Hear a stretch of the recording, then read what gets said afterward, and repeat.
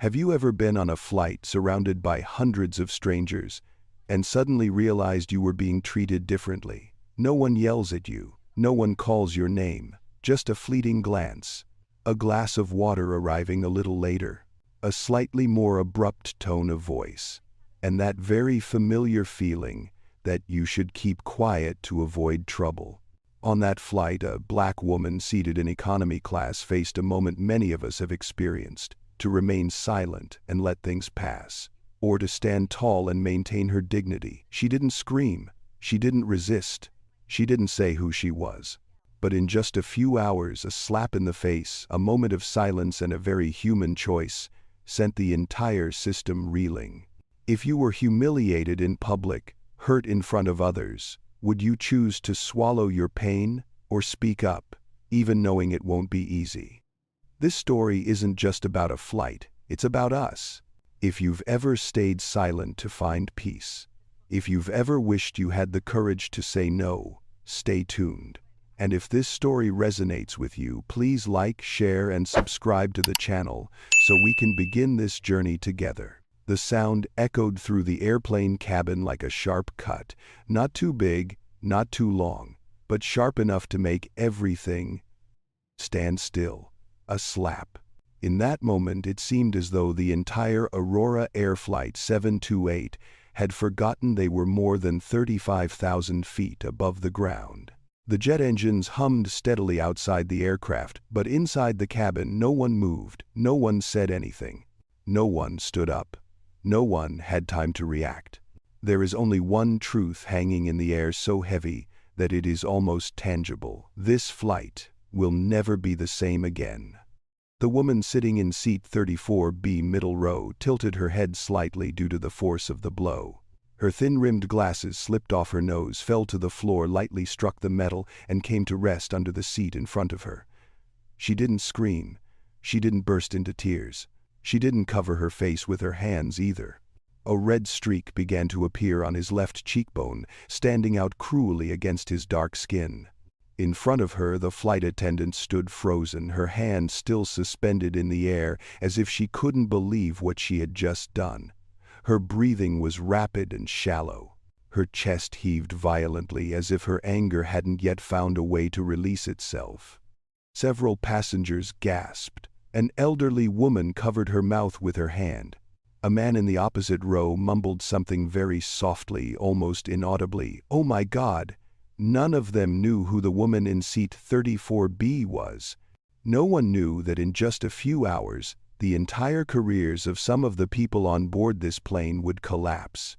And surely no one, especially the flight attendant who delivered the blow, knew that the slap had been recorded not just by a phone, but by the memories of over 200 people who witnessed it. The woman bent down and slowly picked up her glasses. Her movements were very calm. Almost too calm. She gently wiped the lenses of her glasses with the edge of her coat, then put them back on. When she looked up, her eyes held none of the anger many were expecting. No resentment, no trembling.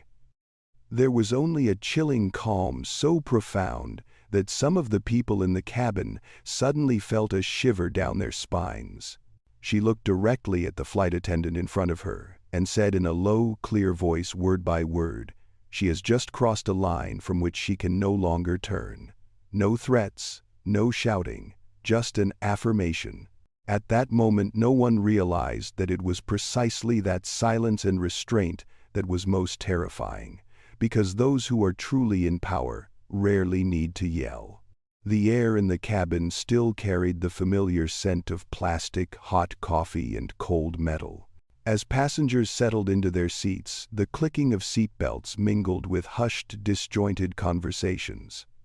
The woman in seat 34B sat upright, her hands resting neatly on her lap.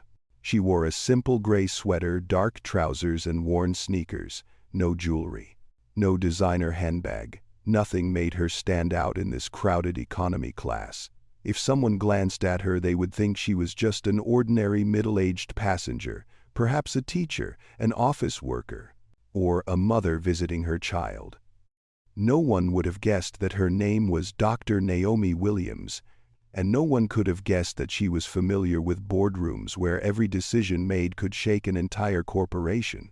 Naomi Williams leaned her head slightly back in her chair, her eyes half closed for a moment. Not to sleep, she is listening. The gentle voice of another flight attendant guiding an elderly passenger in their luggage. The voice of a small child asking their mother when they could eat. The voice of a man complaining about the cramped legroom. Naomi took it all in. Not with hurried notes, but with the quiet attention of someone who had learned to observe the world from a very young age. She opened the small cloth bag and took out a thin notebook. There was no logo on the cover, no name, just an ordinary notebook. On the first page she had already written a line, Flight 728, JFK to LAX. She didn't know that in just a few more lines this notebook would become evidence of a truth that many people had deliberately chosen not to see. The plane began to taxi. Naomi opened her eyes and looked through the small window in the middle row of seats which had no windows. She smiled very softly, almost to herself. I just wanted to know how things work without business cards. A simple wish, and that very desire led to a slap that no one on this flight will ever forget. No one on board the plane knew that this was just the beginning, because sometimes a flight takes people more than just from the East Coast to the West Coast of the United States. It also exposed things that had been hidden for too long. Seat 34B is not the place to choose when you want to be comfortable. The space is cramped, there are no windows, the back of the seat in front always reclines more than you'd like. And on transcontinental flights like this, time seems to slow down more than usual. Dr. Naomi Williams knows that very well. She had flown hundreds of flights throughout her more than 20-year career. The spacious first-class cabins, the quiet lounges, the formal greetings from the chief flight attendant, none of it was unfamiliar to her. But this time it's different. Naomi deliberately chose seat 34B. It's not about saving money. It's not because there are no more seats available in the higher class, because she wanted to see what was usually hidden by the thick curtains separating the compartments. She wanted to know what would happen when no one knew who she was.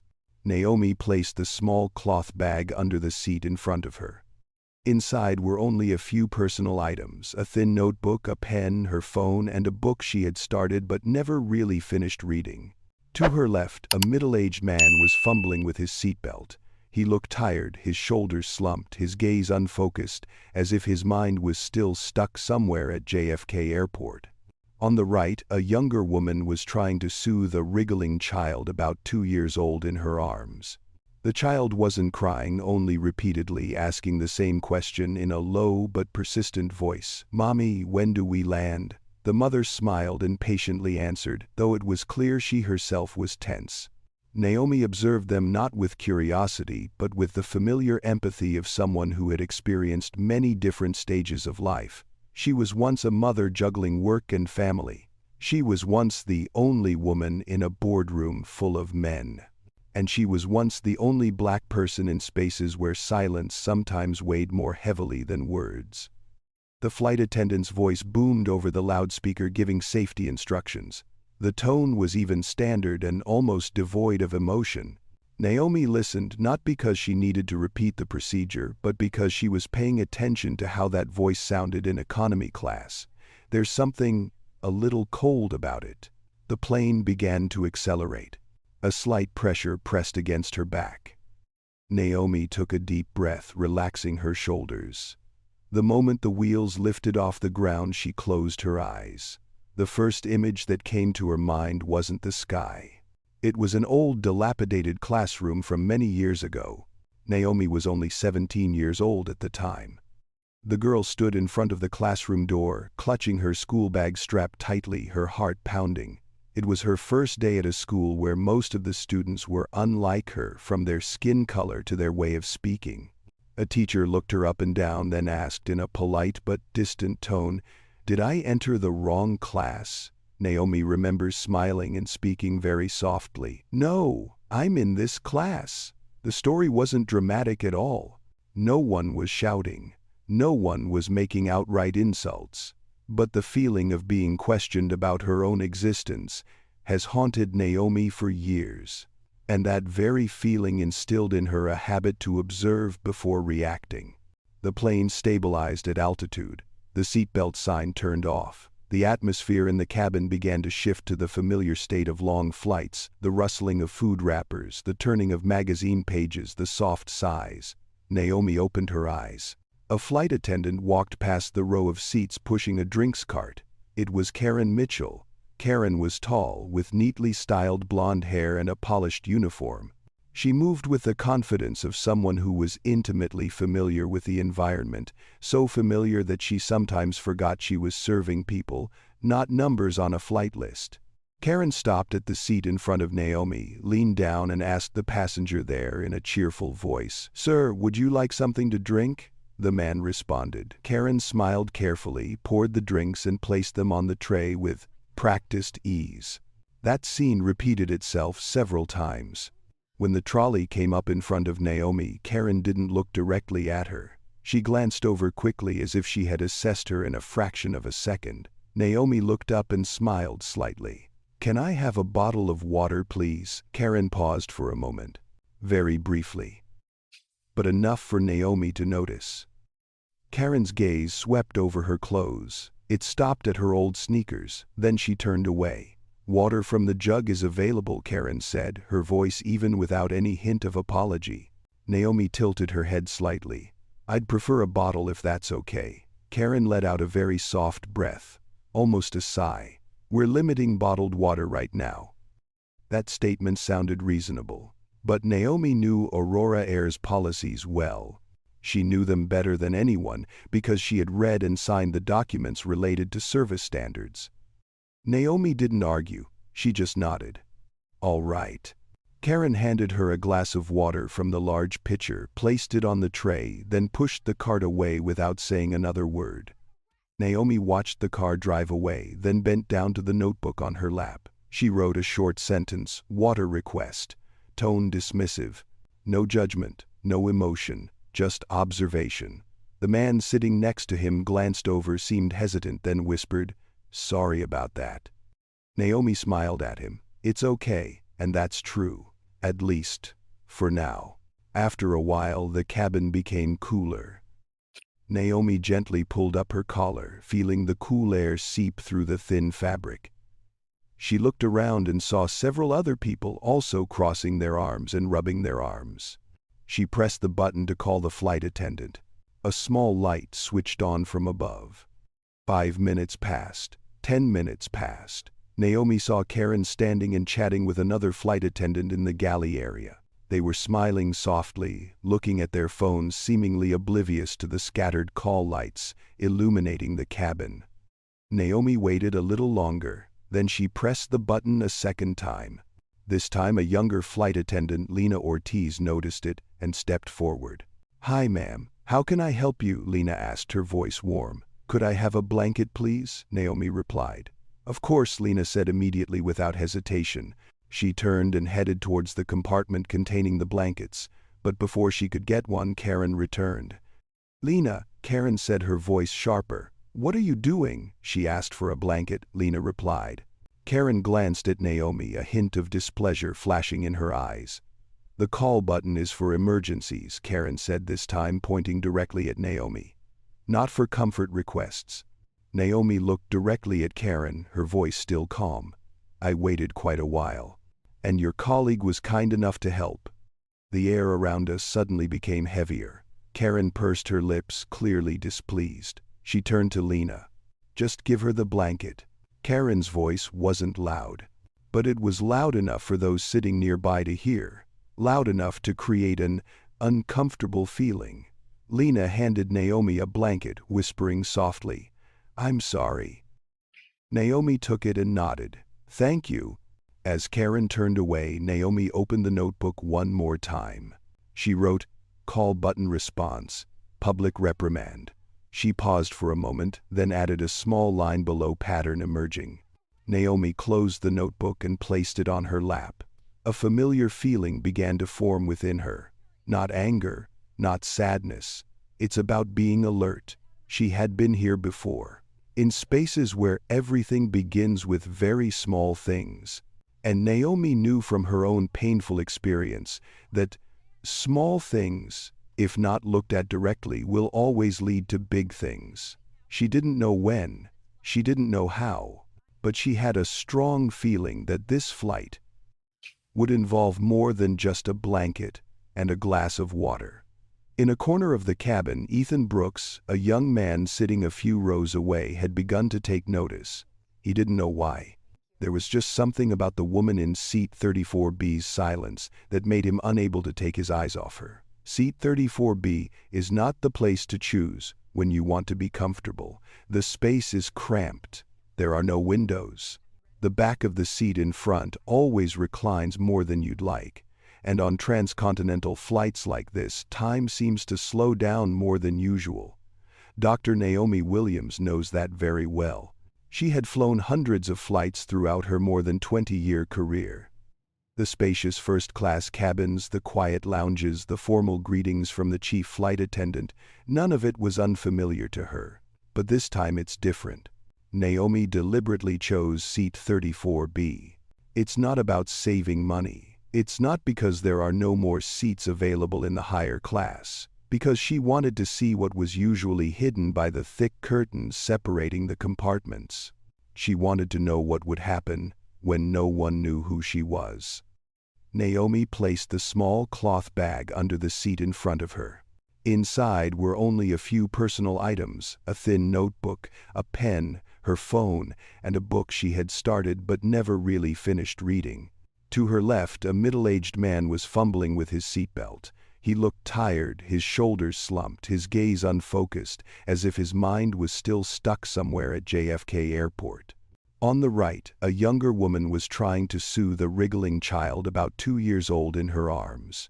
The child wasn't crying, only repeatedly asking the same question in a low but persistent voice. "Mommy, when do we land?" The mother smiled and patiently answered, though it was clear she herself was tense. Naomi observed them not with curiosity but with the familiar empathy of someone who had experienced many different stages of life. She was once a mother juggling work and family. She was once the only woman in a boardroom full of men. And she was once the only black person in spaces where silence sometimes weighed more heavily than words. The flight attendant's voice boomed over the loudspeaker, giving safety instructions. The tone was even standard and almost devoid of emotion. Naomi listened not because she needed to repeat the procedure, but because she was paying attention to how that voice sounded in economy class. There's something a little cold about it. The plane began to accelerate. A slight pressure pressed against her back. Naomi took a deep breath, relaxing her shoulders. The moment the wheels lifted off the ground, she closed her eyes. The first image that came to her mind wasn't the sky. It was an old, dilapidated classroom from many years ago. Naomi was only 17 years old at the time. The girl stood in front of the classroom door, clutching her school bag strapped tightly, her heart pounding. It was her first day at a school where most of the students were unlike her, from their skin color to their way of speaking. A teacher looked her up and down, then asked in a polite but distant tone, "Did I enter the wrong class?" Naomi remembers smiling and speaking very softly. "No, I'm in this class." The story wasn't dramatic at all. No one was shouting. No one was making outright insults.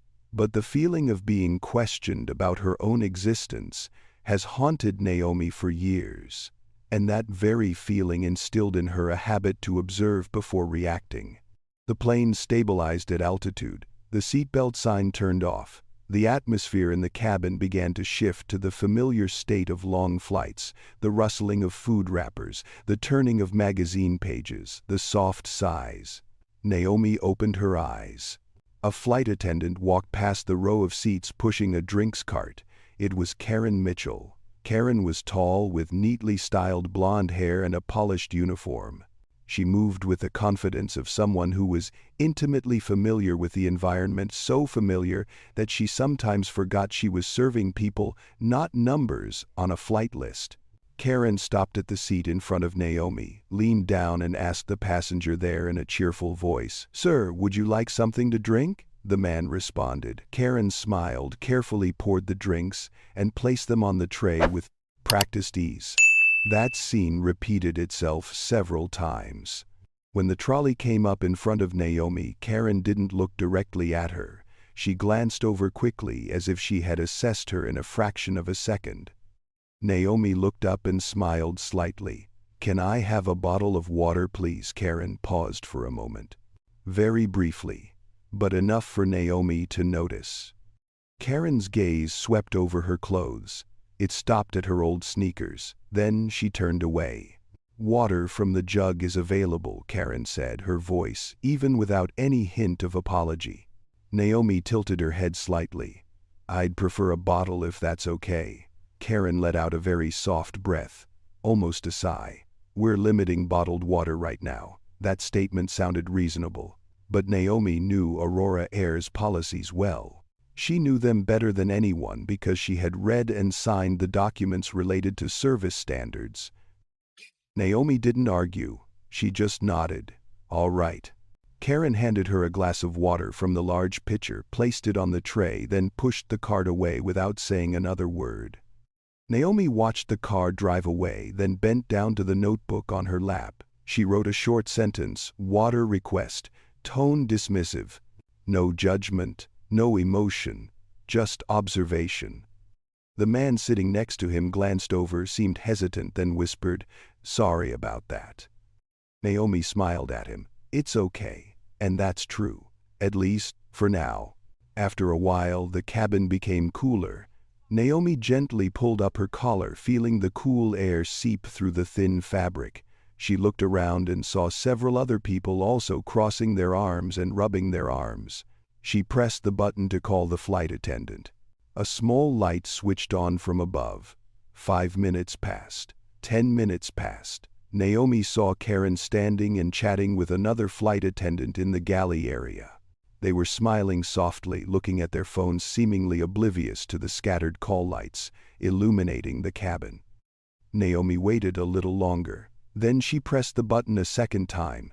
This time, a younger flight attendant, Lena Ortiz, noticed it and stepped forward. "Hi, ma'am. How can I help you?" Lena asked, her voice warm. "Could I have a blanket, please?" Naomi replied. "Of course," Lena said immediately, without hesitation. She turned and headed towards the compartment containing the blankets. But before she could get one, Karen returned. "Lena," Karen said, her voice sharper. "What are you doing?" she asked. "For a blanket," Lena replied. Karen glanced at Naomi, a hint of displeasure flashing in her eyes. "The call button is for emergencies," Karen said, this time pointing directly at Naomi. "Not for comfort requests." Naomi looked directly at Karen, her voice still calm. "I waited quite a while, and your colleague was kind enough to help." The air around us suddenly became heavier. Karen pursed her lips, clearly displeased. She turned to Lena. "Just give her the blanket." Karen's voice wasn't loud, but it was loud enough for those sitting nearby to hear, loud enough to create an uncomfortable feeling. Lena handed Naomi a blanket, whispering softly, "I'm sorry." Naomi took it and nodded. "Thank you." As Karen turned away, Naomi opened the notebook one more time. She wrote, "Call button response, public reprimand." She paused for a moment, then added a small line below, "pattern emerging." Naomi closed the notebook and placed it on her lap. A familiar feeling began to form within her. Not anger, not sadness. It's about being alert. She had been here before, in spaces where everything begins with very small things. And Naomi knew from her own painful experience that small things, if not looked at directly, will always lead to big things. She didn't know when, she didn't know how, but she had a strong feeling that this flight would involve more than just a blanket and a glass of water. In a corner of the cabin, Ethan Brooks, a young man sitting a few rows away, had begun to take notice. He didn't know why. There was just something about the woman in seat 34B's silence that made him unable to take his eyes off her. The most deeply damaging things rarely come from direct blows. They usually start with very small things. So small that if you speak up others will tell you you're too sensitive, so small that if you remain silent they will continue to repeat. Dr. Naomi Williams learned that a long time ago, with 42 partants. After the incident with the blanket, the cabin returned to its familiar, outwardly quiet state. People put on their headphones, opened their laptops, or tried to sleep in uncomfortable positions. The steady hum of the engine acted like a veil, making subtle human interactions easily overlooked. Naomi leaned back in her chair, her eyes gently closed. But her mind was far from at rest. She is taking notes. It's not about individual words, it's about how things are distributed. A white man in the front row pressed the call button. Karen appeared almost immediately, bending down to his eye level. "Can I get you anything else, sir?" Her voice softened noticeably. The man only asked for one more packet of cookies. Karen smiled, took another one, and placed it in his hand as if it were a small favor. Just a few minutes later, Naomi saw an older woman with gray hair and dark skin press the call button in the back seat. The lights came on. No one came. The woman waited. Then she pressed it again. Karen walked past. She saw the lights, but she didn't stop. Naomi opened her eyes and turned her head slightly. Her gaze wasn't harsh, just intensely focused. She watched Karen until she disappeared behind the kitchen curtain. The elderly woman finally managed to stand up, slowly walking towards the galley to ask for water. Her back was slightly hunched and she gripped the seat tightly to maintain her balance as the plane shook gently. Karen looked at her, frowning slightly. "You need to stay seated, ma'am." "I just needed some water," the woman said, her voice weak but polite. Karen handed her a glass of water, placing it in her hand without looking directly at her. Naomi saw the woman nod in thanks. Karen turned away before the thank you could be finished. No one said anything. There was no arguing, no public insults. But in Naomi a sense of familiarity began to become clearer. The disparity in treatment, not clear enough to name it, but clear enough for someone experienced to recognize it. Naomi bent down to her notebook and added another line. "Response time, selective attention." She paused for a moment. Her hand didn't tremble, but in her heart an old memory resurfaced. Years ago, at a board meeting, Naomi made a bold strategic proposal. When she finished speaking, the room fell silent. A man sitting at the head of the table nodded, then turned to his colleague next to him. "Interesting point," he said. "We should explore that." 5 minutes later, another person, white, younger, repeated almost exactly the same idea. This time the entire meeting room lit up. "That's brilliant," someone said. "Why didn't we think of this sooner?" Naomi just sat there. Not because she was weak, but because she was so used to it. She knew that if she spoke up, people would say, "Don't be so sensitive." Nobody meant to. But it was moments like these that taught Naomi how to recognize power operating in silence. Back in the airplane cabin, Karen continued walking down the aisle, collecting trash. When she got near Naomi's seat, she stopped and glanced at the tray table. Naomi neatly arranged the water glasses and the packet of tissues. Karen held the trash bag and waited. Naomi looked up, smiled faintly, and handed her the trash. Karen took it but didn't say thank you. She turned away immediately. The man sitting next to Naomi glanced over slightly, raising his eyebrows as if he too had noticed something. "Strange," he whispered, just loud enough for Naomi to hear. Naomi didn't answer. She just nodded very slightly. It's not that she disagrees. It's just that she's become too accustomed to these kinds of strange things. Ethan Brooks was still watching from a few rows in front. Ethan is in his early 20s and works in the tech industry. He's not the type to pay attention to other people on a plane. Usually he puts on his headphones, watches a movie, and lets the flight pass by. But today is different. There was something about the woman's silence in seat 34B that caught his attention. Not resignation, rather a form of deliberate restraint. Ethan watched Karen talking to other passengers. He noticed the difference in her tone, in her eyes. It was subtle but not imperceptible. He wondered if he was overthinking things. Then he saw Karen return to seat 34B once more. "Meal service will begin shortly," Karen said, not addressing Naomi directly but speaking as if to the air. Naomi nodded. "Thank you for letting me know." Karen did not respond. Ethan frowned. He looked down at his phone, then back up. A slight feeling of unease crept over him. As the food cart was wheeled out, the atmosphere in the cabin became more lively. The smell of hot food spread, mingling with the aromas of coffee and metal. Karen stood at the front of the line, her voice slightly louder and more assertive. "Chicken or pasta?" she asked quickly, without waiting for a full answer from each seat. When Karen reached Naomi's seat, she paused for a moment. She looked at Naomi, a fleeting hint of sarcasm in her eyes that was barely noticeable unless you looked closely. "Let me guess," Karen said, her voice drawn out. "You'll want something special." A few people nearby looked up. Naomi looked directly at Karen. "I'll have the pasta," she said, her voice calm. "And coffee black." Karen pursed her lips. She said nothing. She placed the tray of food down more forcefully than necessary. The tray hit the folding table, making a small but sharp click. Naomi didn't react. Karen poured the coffee. The hot coffee flowed into the cup. In that moment, the plane shook slightly. Or maybe it's not just a slight tremor. Naomi felt a little heat escaping from the rim of the cup and touching her hand. She instinctively recoiled. "Ah." A little coffee spilled out and soaked into my sleeve. Karen immediately frowned.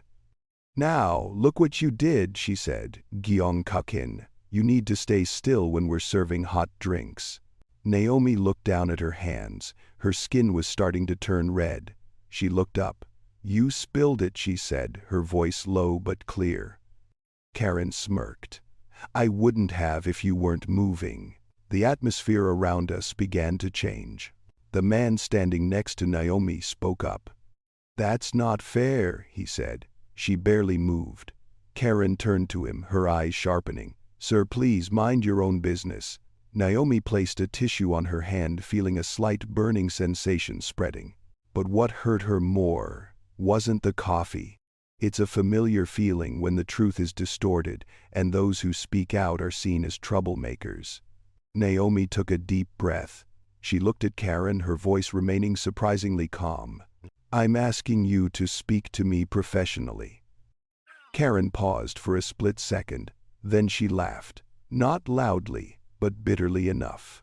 "I am being professional," she said. "You're the one making this difficult." In the back, Ethan Brooks had opened his phone. Not for filming, just to get ready. He didn't know why. But his intuition told him that these little things were getting very close to something bigger. Naomi bent down to the notebook one more time. She wrote slowly, one word at a time, "escalation." Then she closed the ledger. Because Naomi understood very well that once things started escalating, there was no turning back. There comes a point in every conflict when the issue is no longer about action. It's in the tone. It's not what you say but how you say it. And Dr. Naomi Williams clearly recognized that moment was approaching. After the incident with the coffee cup, the cabin was no longer as quiet as before. No one said anything, but a few eyes began to furtively glance towards seat 34B. Not out of curiosity, but because of a shared feeling that was difficult to name. That feeling arises when you realize the boundary is being pushed back little by little. Naomi sat up straight, her hands resting on her thighs. The skin on the backs of her hands was still red and slightly sore, but she didn't rub them. She didn't complain. She didn't seek pity. She had learned long ago that in situations like this, every emotional reaction can be used against you. Karen Mitchell returned to the kitchen area and said something to another flight attendant. Naomi couldn't hear clearly, but she saw Karen turn her head to look at her, then shake her head slightly as if recounting a troublesome story. Lena Ortiz stood next to Karen, her face showing a hint of awkwardness. She glanced at Naomi, then quickly turned away. Naomi saw everything, not by deduction, but by experience. A few minutes later, Karen returned to Naomi's seat, this time without a trolley. She stood blocking the aisle, arms crossed, her posture no longer that of a server. "Ma'am," Karen said, her voice slightly louder, loud enough for the surrounding seats to hear. "I need to remind you to follow crew instructions." Naomi looked up. "I believe I have," she replied. Karen gave a faint smile. "You questioned my service, you interrupted meal service, and now you're creating tension." The air around us began to freeze. The man sitting next to Naomi shifted slightly in his seat, clearly uncomfortable. The woman in the opposite row stopped flipping through her magazine. Naomi looked directly at Karen, her gaze unwavering. "I asked you to speak to me professionally," she said. "That's not creating tension." Karen tilted her head as if considering something, then let out a short sigh. "You know," she said in a drawn-out voice, "people in economy often forget how things work on flights like this." A few heavy breaths could be heard somewhere. Naomi felt a familiar wave welling up in her chest, not a burst of anger, rather a deep weariness, the weariness of always having to maintain her composure while others were allowed to be disrespectful. She blinked once slowly. "I'm aware of how flights work," Naomi said. "I fly often." Karen raised an eyebrow. "Sure you do." Those two words fell like an invisible slap in the face, not overly violent, but humiliating enough. Naomi heard a soft, deep breath from somewhere behind her. Someone was angry on her behalf.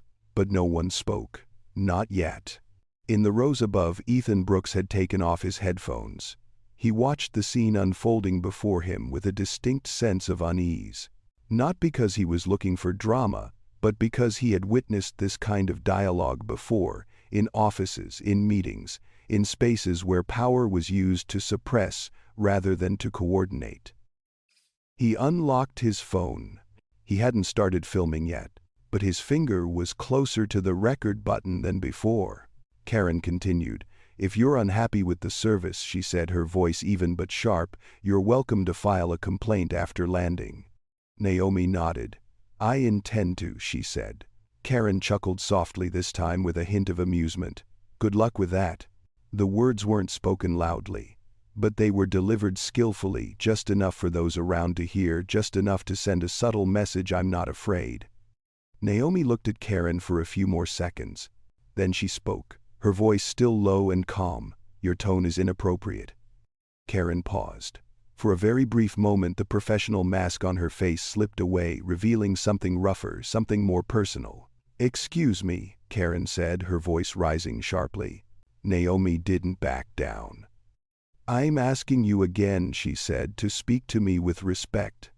Some passengers began to look at each other. The atmosphere became noticeably tense. Karen laughed. "Respect," she repeated. "Respect is earned." That statement was like a spark igniting a fire. The man sitting next to Naomi finally couldn't hold back any longer. "That's enough," he said, his voice firm. "She hasn't done anything wrong." Karen turned to him, her eyes as sharp as knives. "Sir, I didn't ask for your opinion. You're being rude," he replied. Karen took a deep breath, turning to look at Naomi as if everything had returned to square one. "This is exactly what I'm talking about," Karen said, raising her voice. "You're disruptive." Naomi felt her heart beat a little faster. It wasn't out of fear. It was because she realized Karen had decided to make her the problem. And when one person has the power to decide who the problem is, things can quickly spiral out of control. Lena Ortiz appeared at the end of the aisle, her face tense. "Karen," she whispered, trying to calm the situation. "Maybe we should." Karen raised her hand, interrupting. "I've got this." She turned back towards Naomi. "I need you to calm down," Karen said. Naomi blinked. "I am calm," she replied. Karen leaned forward, lowering her voice but still loud enough for those nearby to hear. "Then stop acting like you're in charge." That statement hit a very deep spot. It wasn't because Naomi thought she was in charge. Rather, she was simply too used to being told to shrink, to be less noticeable, to step back, just to make others feel more comfortable. Naomi took a deep breath.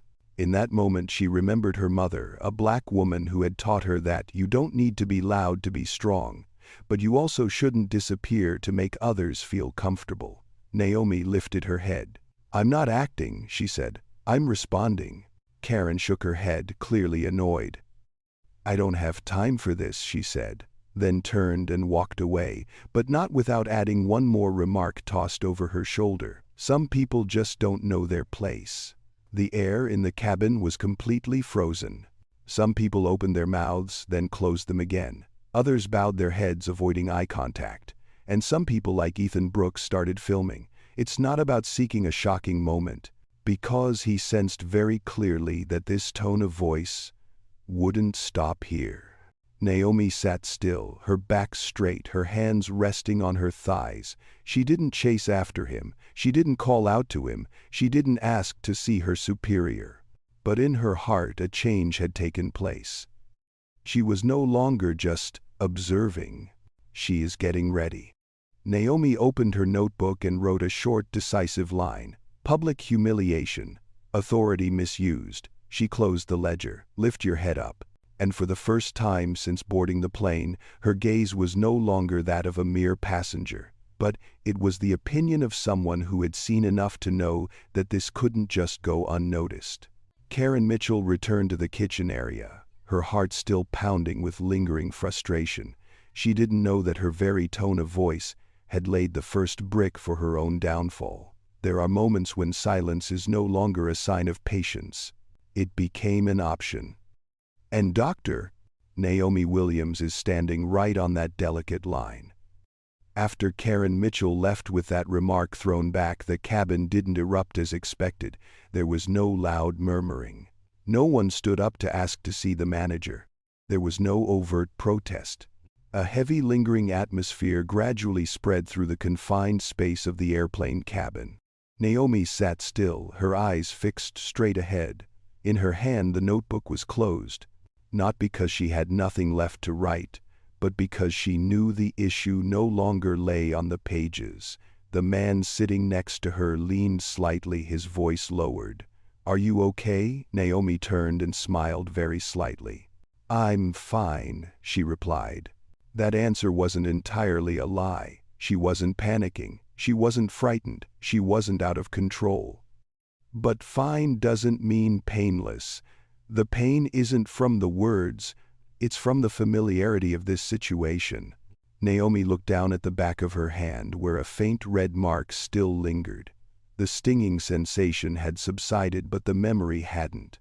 It brought back old images, moments in her life when she had once asked herself this very question: should I speak up, or would it be easier to stay silent? Naomi remembers very clearly the first time she chose to remain silent. That was when she was in her early 20s, working at a large consulting firm. During a team meeting, a colleague joked about diversity hires, glanced at Naomi and laughed. Everyone in the room laughed along. No one objected. No one brought it up again. Naomi smiled faintly as if nothing had happened. After the meeting, her manager pulled her aside and whispered, "Don't take it personally. You're doing great." That statement in a way hurt more than the joke, because it implicitly asks her to accept it. Naomi was silent that day. And for many days afterward, it wasn't because she agreed. It was because she was learning to survive in a world not designed for her.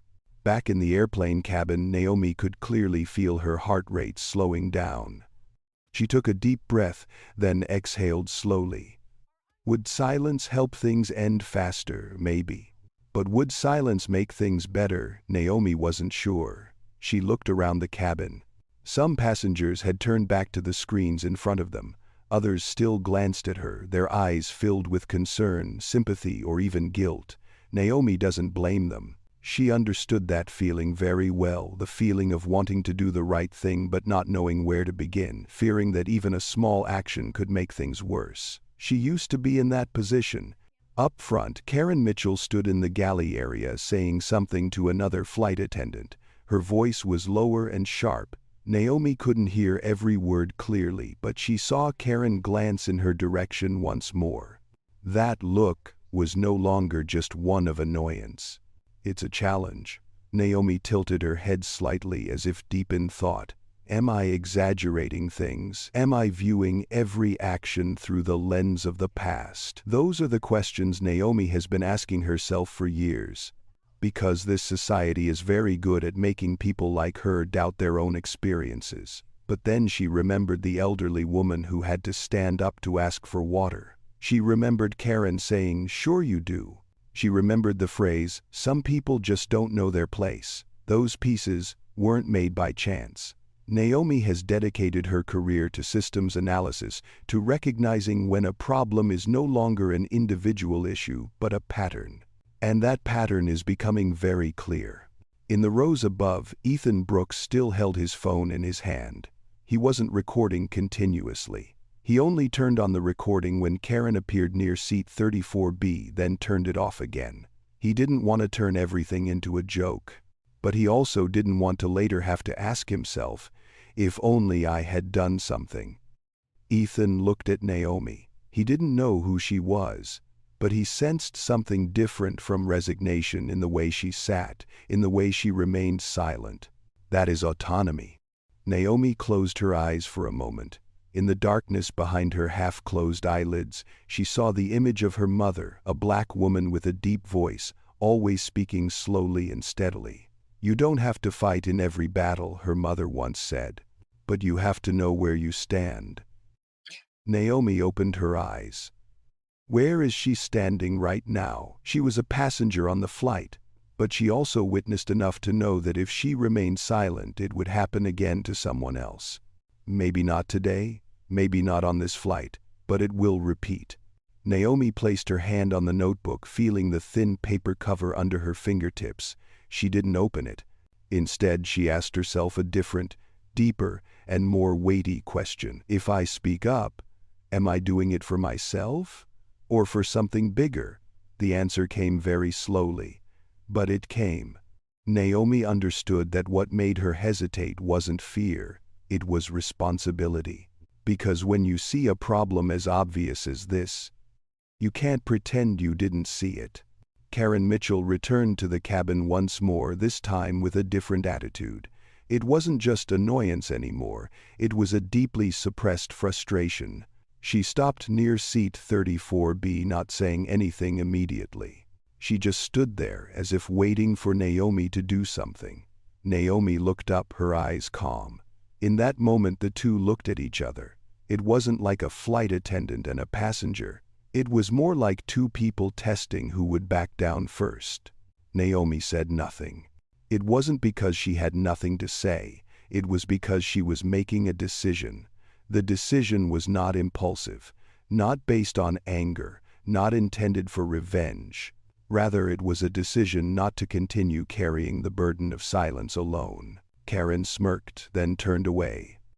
But Naomi knew very well. When a person is accustomed to not being challenged, any silence that is not submissive will be perceived as provocation. Naomi leaned back in her seat, feeling the gentle vibrations of the plane beneath her feet. In her heart there was no longer any hesitation, but it was a completely different kind of stillness, the calm before the storm. Naomi Williams doesn't know exactly what will happen next, but she knew one thing for sure: she won't disappear to make someone else feel more powerful. There's a moment in every tense situation when things are no longer just between the two of you.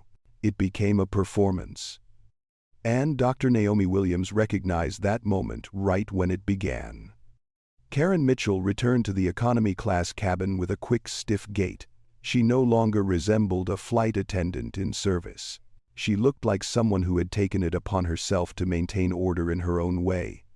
Karen stopped in the aisle right at seat 34B. She didn't bend down. She didn't lower her voice. She stood tall enough for the ceiling lights to shine directly onto her face. "Ma'am," Karen said, this time noticeably louder, "I need you to pay attention." A few passengers turned around.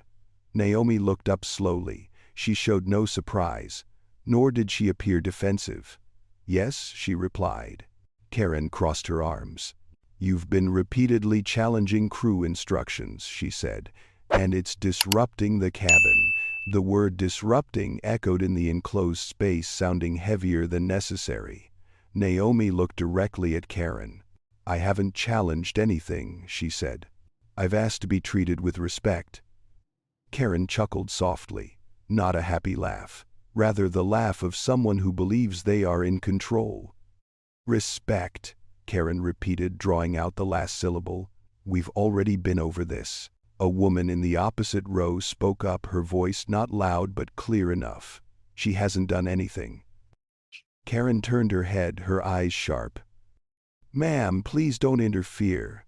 "I'm not interfering," the woman said. "I'm speaking." Karen took a deep breath as if trying to control herself. "This is not your concern." The atmosphere in the cabin began to stir slightly. Headphones were removed. Some screens were switched off. The crowd's attention, though not yet fully focused, was no longer scattered. Naomi sensed that clearly. And she also sensed a very clear change in Karen's tactics. Karen was no longer speaking to Naomi as an individual. She was speaking to her in front of a crowd. Karen turned to look at Naomi. "I'm asking you one last time to calm down," she said, her voice high and firm. "Otherwise I'll have to escalate this." Naomi tilted her head slightly. "Escalate how?" she asked, her voice even. Karen smirked. "We can involve the captain. We can involve security when we land." That statement was released as a warning. Naomi couldn't take her eyes off Karen. "If that's what you think is appropriate," she said. Karen paused briefly. It wasn't because she was afraid. It was because her mother didn't react the way Karen expected. Karen was used to passengers backing away at this point, used to the anxious look in their eyes, used to the softened apologetic tone, trying to get things over with quickly. But Naomi didn't do that. Naomi sat upright, her hands resting on her thighs. She wasn't tense. She didn't appear defiant. "It's just no turning back." Karen felt a clear surge of frustration. "You know," she said, her voice sharper, "this kind of attitude is exactly why flights get delayed." A man in the back seat let out a short, sarcastic laugh. "That doesn't make any sense," he said. Karen turned around. "Sir," she said, her voice cold, "this conversation is over." "No, it's not," he replied. "You're embarrassing her." The word hilarious rang out, causing the atmosphere to freeze. Naomi felt a slight tightness in her chest. It wasn't because she was ashamed. It was because she didn't want to become the target of public humiliation. Karen looked at Naomi, a fleeting glint in her eyes that was difficult to describe, perhaps anger, perhaps a feeling of being challenged in front of someone else. "You're making a scene," Karen said. Naomi blinked. "No," she replied, "you are." The words fell very softly, but their effect was anything but. Karen laughed a little louder, as if trying to prove that she wasn't affected. "Right," she said. "I'm making a scene because you keep pushing." Naomi took a deep breath. She didn't want this to continue, not because she was afraid, but because she understood very well, with each passing minute, Karen was further deepening her own position. Naomi opened her mouth, her voice retaining the calmness that had been her anchor throughout the flight. "I'm asking you," she said, "to lower your voice and speak to me privately." Karen laughed. "Why?" she asked. "So you can twist things later." A few soft "oh" sounds were heard.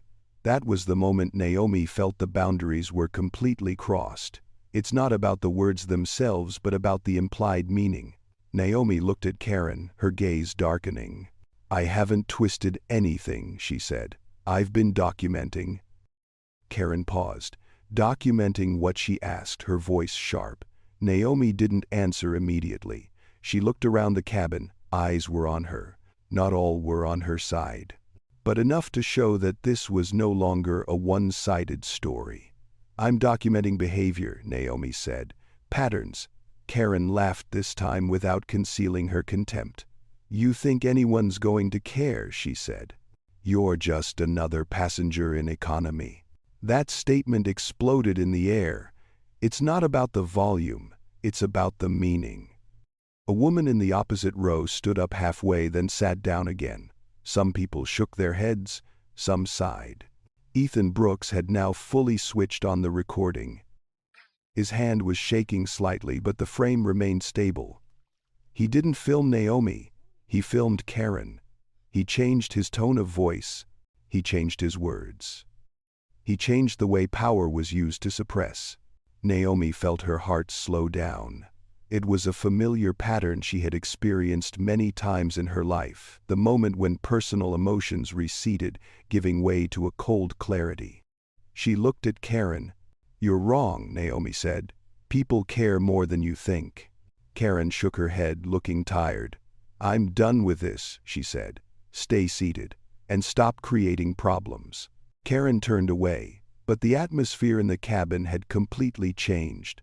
It was no longer a simmering resentment. It was a suppressed rage. Naomi sat back, feeling her breathing gradually stabilize. She didn't feel relieved, but she didn't regret it either. Because the moment Karen turned her back, Naomi understood one thing very clearly. This won't end here. It wasn't because she wanted it to continue. It was because Karen chose to turn it into a public humiliation. And when that happens, the outcome is often no longer in the hands of the initiator. In the kitchen, Karen Mitchell took a deep breath, trying to calm herself. She didn't know that every word she had just said had been recorded, had been heard, and could not be taken back. There are times in life when everything changes in a single second. It wasn't because someone intentionally caused a major tragedy. Rather, it was because a series of small choices eventually reached a breaking point. Doctor? Naomi Williams didn't know exactly when it would happen, but when the cabin shook slightly again, she had a strong feeling that the flight had entered a point of no return. Karen Mitchell returned with the coffee cart. It's not because of work, it's because of unresolved frustration. Naomi saw it from the way Karen pushed the cart more forcefully, faster, the metal wheels rolling on the floor with a sharp, decisive sound. Karen didn't look at Naomi immediately. She served the 2 rows in front, her voice strained, a smile barely reaching her lips, not her eyes. Naomi sat upright, her hands resting on her lap. She wasn't trying to avoid the situation. She wasn't trying to provoke. But she didn't bow her head either. The man next to Naomi whispered, "Something's not right." Naomi simply nodded. The coffee truck stopped at seat 34. Karen bent down, not looking at Naomi, her voice dry. "Coffee?" Naomi looked straight at her. "Yes." "Black, please." Karen paused for a very brief moment, almost imperceptible unless you were paying close attention. But Naomi noticed. Karen held the coffee pot, her hand slightly tense. At that moment the plane shook slightly due to turbulence. It wasn't a big vibration, not enough to spill anything if the person pouring was careful. But Karen didn't keep it. The hot coffee spilled out of the cup. It doesn't pour down, it overflows. A stream of dark burning liquid poured down Naomi's arm, soaking into her gray woolen sleeve. Naomi instinctively pulled her hand back. A gasp escaped from her throat. It wasn't because of intense pain. It was because of the suddenness. The burning sensation spread quickly, like a thin streak of fire running down the back of her hand. Naomi stood up halfway, then sat down again, regaining her balance. Karen dropped the coffee pot onto the tray, making a dry, sharp clack sound. "Seriously," Karen said, her voice rising, "you need to stop moving." The air inside the cabin was freezing. Naomi looked down at her hand. Her skin had started to turn red. A small stain of coffee had seeped into her shirt, spreading slowly. She looked up. "You spilled it," Naomi said, her voice low but clear. Karen let out a short laugh, unable to hide her annoyance. "I wouldn't have if you weren't fidgeting," she replied. "Hot beverages are dangerous. You need to be more careful." Some passengers voiced their objections. "That's not true," the man next to Naomi said. She barely moved. Karen turned sharply to face him. "Sir, stay out of this." A woman in the opposite row spoke up, her voice trembling but firm. "We all saw it. You were careless." Karen looked around. For the first time she realized that the eyes in the cabin were no longer on her side. But instead of backing away, Karen moved forward. You people don't understand how stressful this job is, she spoke louder. I'm responsible for safety on this aircraft. Naomi placed a tissue on her hand, trying to wipe away the coffee. She didn't yell. She didn't scream. But her voice lowered, taking on a new seriousness. Your responsibility includes not injuring passengers, Naomi said. Karen smirked. Injuring, she repeated. That's dramatic. That statement was like the final drop of water. Not because of the content, but because of the blatant denial. Naomi felt a surge of heat, not from the burn, but from deep within her chest. But she didn't let it take over. She lifted her head, looked directly at Karen, her voice still even. I'm asking you, Naomi said, to apologize and step back. Karen looked at Naomi, her eyes flashing with something very dangerous, a combination of anger, defiance, and a sense of power being eroded. Apologize, Karen said. Loan. For what? For doing my job. Karen Lena Ortiz appeared at the end of the hallway, her voice anxious. Maybe we should get. Karen raised her hand to stop them. I said I've got this. Naomi looked at Lena, then turned back to look at Karen. Lower your voice, Naomi said. You're escalating this. Karen burst out laughing. Oh, I'm escalating, she said. You've been escalating since takeoff. A few murmurs arose. Ethan Brooks had risen halfway to his feet, his phone held higher, recording everything. Naomi felt her heart strangely slow down. That was a sign she recognized very clearly when everything within her became extremely clear. Call the captain, Naomi said, her voice firm. Karen froze. The captain, she repeated as if she couldn't believe her ears. For this, yes, Naomi replied. Now. Karen looked around, searching for support, but the eyes that met hers were no longer indifferent. There is resentment, there is indignation, there is also anticipation. Karen smiled, a forced smile mixed with contempt. You don't get to tell me what to do, she said. I'm the senior flight attendant on this flight. Naomi looked at Karen, her gaze unwavering. Then act like one, she said. The statement wasn't loud, but it struck directly at something Karen had always been proud of. Karen took a step forward, standing closer. The distance between them was now less than an arm's length. You have no idea who you're talking to, Karen said, her voice low but menacing. I've been doing this for 17 years. Naomi lifted her head. And you have no idea, badap, what you've just done. At that moment the cabin was completely silent. Not a sound, not a whisper. Only two people stood facing each other, and a final boundary was trembling. Karen looked at Naomi, her eyes widening, her breathing quickening. In that very brief moment perhaps Karen could have stopped, could have turned away, could have called Lena, could have done anything else. But the anger had gone too far. Karen raised her hand. Everything happened so fast that no one had time to react. A decisive movement. A dry, sharp sound. Bang!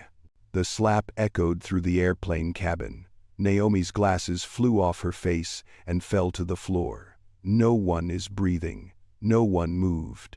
And in that moment of absolute stillness, Karen Mitchell's entire life took an irreversible turn. Silence descended upon the airplane cabin like a thick blanket. This wasn't the usual silence of a night flight, where someone might have fallen asleep and the engines roared outside. This was the silence of something irreversible. The slap still echoed in everyone's ears like a slow, lingering reverberation. The sound wasn't loud, but it was sharp. And in this enclosed space it carried the weight of a verdict. Dr. Naomi Williams, stand still. In the first moment after the blow, she didn't feel immediate pain. A tingling sensation spread along her cheekbone, then down her neck, as if her body was slowly catching up to what had just happened. The glasses fell to the floor, lying askew at her feet, one lens slightly scratched. Naomi looked down. Very slow. She bent down and picked up the glasses with 2 fingers. Her movements were unhurried, not shaky. It was as if she were deliberately prolonging the time, giving everyone time to see clearly. She wiped the lenses with the edge of her shirt and put them back on. Then she lifted her head. There were no tears. No screams, no defensive gestures. There was only one look so calm it sent chills down the spines of some in the cabin. Karen Mitchell stood opposite her, her hand still hovering in the air. Karen's face was pale, not so much from remorse but from shock. Shock at her own actions. She crossed a line she never thought she would cross. "Oh my God," a woman whispered from the back row of seats. The man sitting next to Naomi suddenly stood up halfway. "You just hit her," he said, his voice trembling with anger. "You assaulted her." Karen opened her mouth as if to say something, then closed it again. Her breathing was rapid, her eyes darting around the cabin as if searching for a story that could save her. "She was threatening me, Karen Butra Jongkao. She was being aggressive." A wave of protests arose. "No, she wasn't. We all saw it. That's a lie." The fragmented words came from many directions, not in unison but clear enough to form a wall. Ethan Brooks now stood up, holding his phone aloft. The small screen reflected the ceiling light. "I have it on video," he said, his voice stiff. "Everything." The video was like a needle piercing the air. Karen spun around to face Ethan, her eyes wide. "You can't record me," she said. "That's against policy." Ethan didn't back down. "What's against policy and DOP is hitting a passenger." Karen looked around, realizing that the power she believed she possessed was rapidly fading away.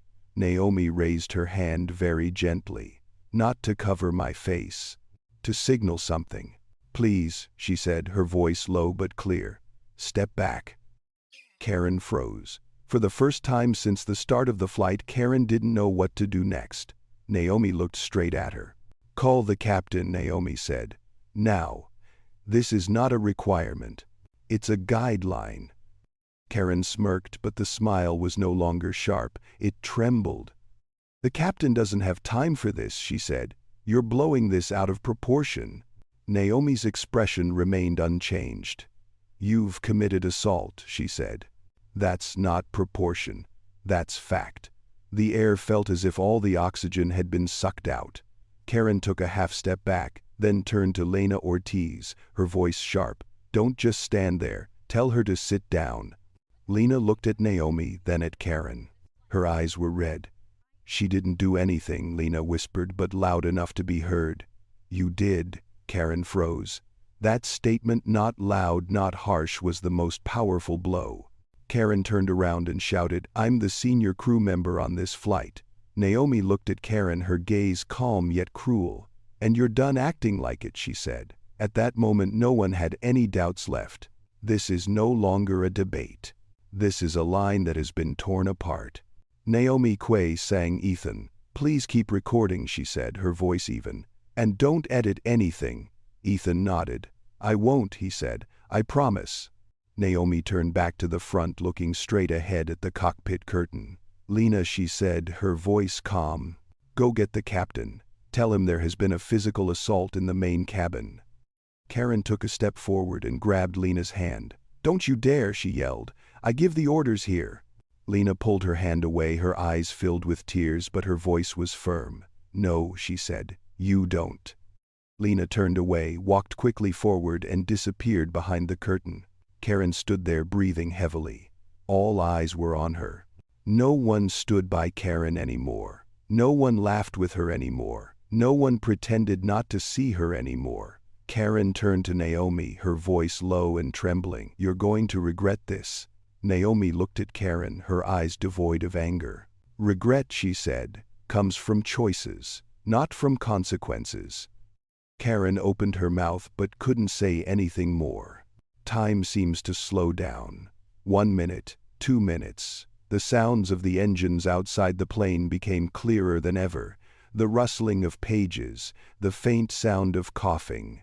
Everyone sat still, as if waiting for something momentous to happen.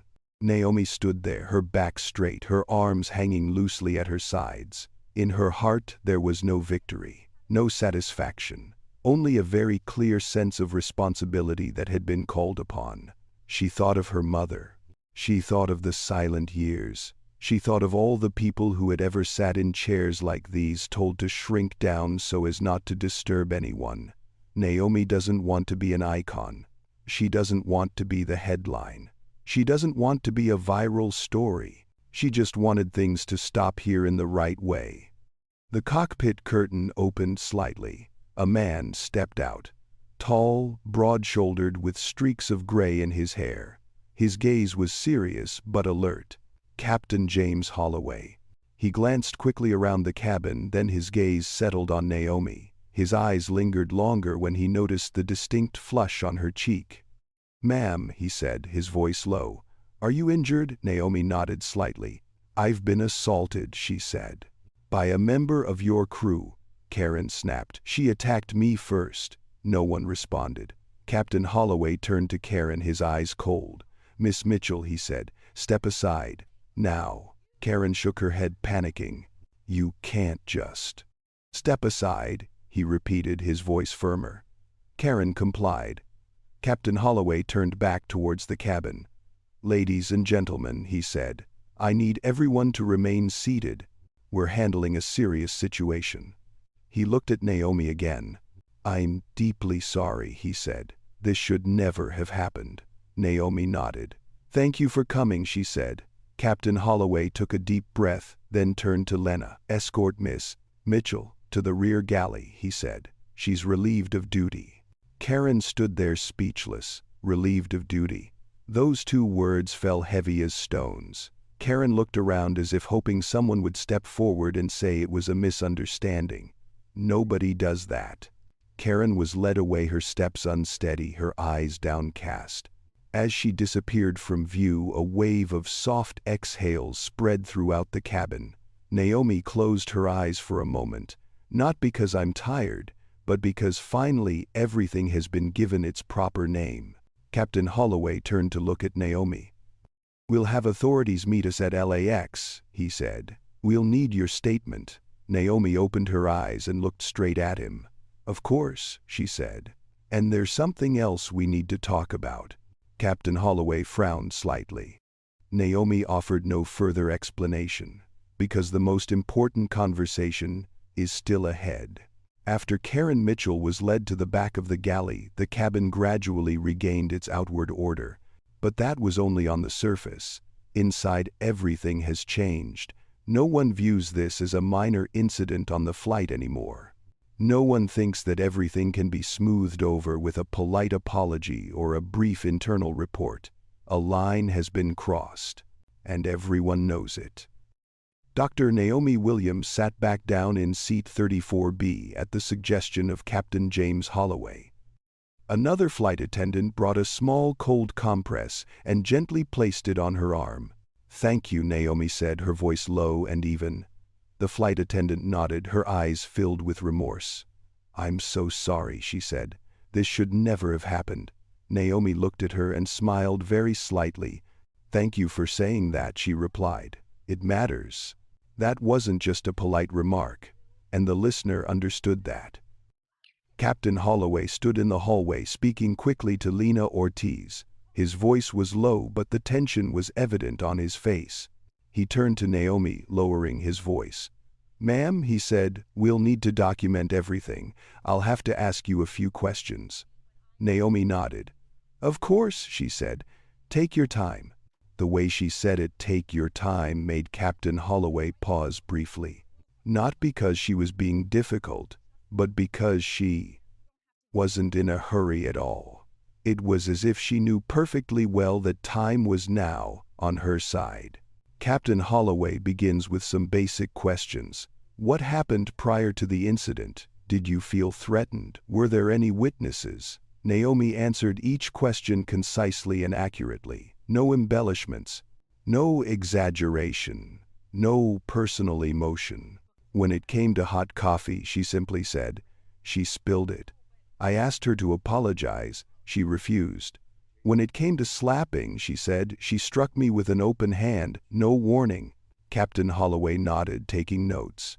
He had flown long enough to recognize when a passenger was exaggerating and when they were simply recounting the truth. He paused for a moment. "Do you have any documentation?" he asked. Naomi looked at him, her eyes calm. "Yes," she said. "I do." She opened the cloth bag and took out a thin notebook. No hardcover, no special markings, just a notebook like any other. Naomi opened it, flipped through a few pages, and then handed it to Captain Holloway. He looked down. The handwriting is neat and even. Asterisk, water request, tone dismissive. Asterisk, call button response, public reprimand. Asterisk, selective attention observed. Asterisk, escalation. Asterisk, public humiliation, authority misused. Captain Holloway read slowly. Each line was like a small, precise cut. He looked up. "You documented this in real time?" he asked. Naomi nodded. "Yes." "Why?" he asked again. Naomi didn't answer immediately. She glanced toward the cabin where a few passengers were pretending to be busy with the screens in front of them but were clearly listening. Because Naomi said her voice low patterns matter more than moments. Captain Holloway let out a soft sigh. He had heard many complaints throughout his career, but rarely had he heard an answer like this. From a few rows above, Ethan Brooks approached. He stood a polite distance from Naomi. "Captain Ethan," said, his voice firm, "I recorded the entire interaction, including the slap." Captain Holloway turned to him. "Thank you," he said. "Please hold on to that footage." Naomi looked at Ethan and nodded. "Thank you for stepping up," she said. Ethan was a little flustered. I couldn't not," he replied. Naomi understood. She had once been in his position, and she knew that doing the right thing often doesn't begin with great courage, but with the inability to turn away any longer. Captain Holloway turned back towards Naomi. "We'll need your identification for the report," he said. Naomi nodded and took out her wallet. She handed him an ID card. Captain Holloway looked down. "Name Naomi Williams." He nodded and took note. Then Naomi took another card and placed it next to it, a simple black stiff card, no frills. Captain Holloway looked down. He paused. It's not because he doesn't understand, it's because he understands very well. His gaze slowly lifted and settled on Naomi. "Dr. Williams," he said, his voice lowering. "Aurora Air Group." Naomi nodded. "Yes." No further explanation, no boasting, no triumphant smiles. Just a confirmation. Captain Holloway swallowed hard. In that instant, many pieces fell into place. The way Naomi spoke, the way she took notes, the way she didn't panic after the slap. He looked at the notebook in his hand, then looked at Naomi. "I see," he said softly. Naomi looked at him, her gaze serious but not cold. "I didn't intend to reveal that," she said. "But at this point transparency is necessary." Captain Holloway nodded slowly. "Yes," he said, "it is." He took a deep breath, then continued, his voice completely different from before. "Ma'am," he said, "on behalf of this airline I want to apologize." Naomi didn't say anything right away. She looked at him, then shook her head very slightly. "Apologies matter," she said, "but accountability matters more." Captain Holloway understood. In the back of the cabin, Karen Mitchell sat in the passenger seat, her hands clasped together. No more screaming, no more resistance. She didn't know what was happening ahead, but she knew one thing very clearly: she had completely lost control. Naomi leaned back in her chair, closing her eyes for a moment. It wasn't because she was tired, it was because she needed a moment to control her emotions. She felt unsatisfied. She felt no victory. There was only a very slight sadness. Sad that this happened. Sad because it's not uncommon. When Naomi opened her eyes, she looked straight ahead, her voice calm. "Captain," she said, "there's something else you should know." Captain Holloway looked at her. "Go on." "This isn't about one person," Naomi said. "It's about a system that allowed this to happen." Captain Holloway nodded, his expression turning serious. "Yes," he said, "I understand." Naomi looked straight at him. "I'll be requesting a full review," she said. "Not just of this incident, but of the culture that made it possible." Captain Holloway did not avoid that gaze. "You'll have my full cooperation," he said. Naomi nodded. "Good," she replied. The plane continued flying westward. Outside, the sky stretched out a deep blue, seemingly unaware of what was happening inside its metallic fuselage. The cabin was quieter than before, not out of fear, but because everyone was realizing they had just witnessed a turning point. Not a revenge plot, not a dramatic reversal of fortune. Rather, it is a quiet, irreversible shift of power. Naomi Williams looked down at the notebook in her hand, then closed it. She knew very well. What happened next would no longer be on this flight. Captain Holloway stood upright and spoke through the loudspeaker. "Ladies and gentlemen, we'll be making arrangements upon landing. Thank you for your patience." Naomi leaned back in her chair, her gaze calm. Because she knew the real confrontation was yet to come. There are people who, when in power, will talk a lot about it. And then there are those people who don't need to say anything at all. Dr. Naomi Williams belongs to the second group. After Captain James Holloway realized her true identity, the cabin didn't suddenly become noisy. There was no widespread murmuring. No one stood up to whisper to the person next to them. The change is happening subtly, but it's noticeable. Captain Holloway stood straighter. His voice, when answering over the radio, became concise and precise. The other flight attendants moved more quietly and cautiously, as if they were acutely aware that every small action now mattered. Naomi is still sitting in seat 34B. She wasn't invited to the front cabin. There was no offer to change seats. No unexpected special treatment. And that's what drew more attention. A man in the back row leaned over and whispered to his wife, "She's someone important." The wife didn't ask any further questions. She simply nodded her eyes, looking at Naomi with a newfound respect. Naomi sensed it, but she didn't react. She didn't want the moment to turn into a display, because what she cared about wasn't how she would be treated from now on. But what allowed this to happen in the first place? Captain Holloway turned around and stood next to Naomi's chair. "Ma'am," he whispered, "I've notified operations. They'll be ready when we land." Naomi nodded. "Thank you," she replied. "I'd like to make a request." Captain Holloway tilted his head slightly. "Of course. I don't want Karen Mitchell questioned alone," Naomi said. "I want her supervisor present, and the duty manager for this route." Captain Holloway paused very slightly. "That would be Thomas Reed," he said. "Director of in-flight operations." "Yes," Naomi replied.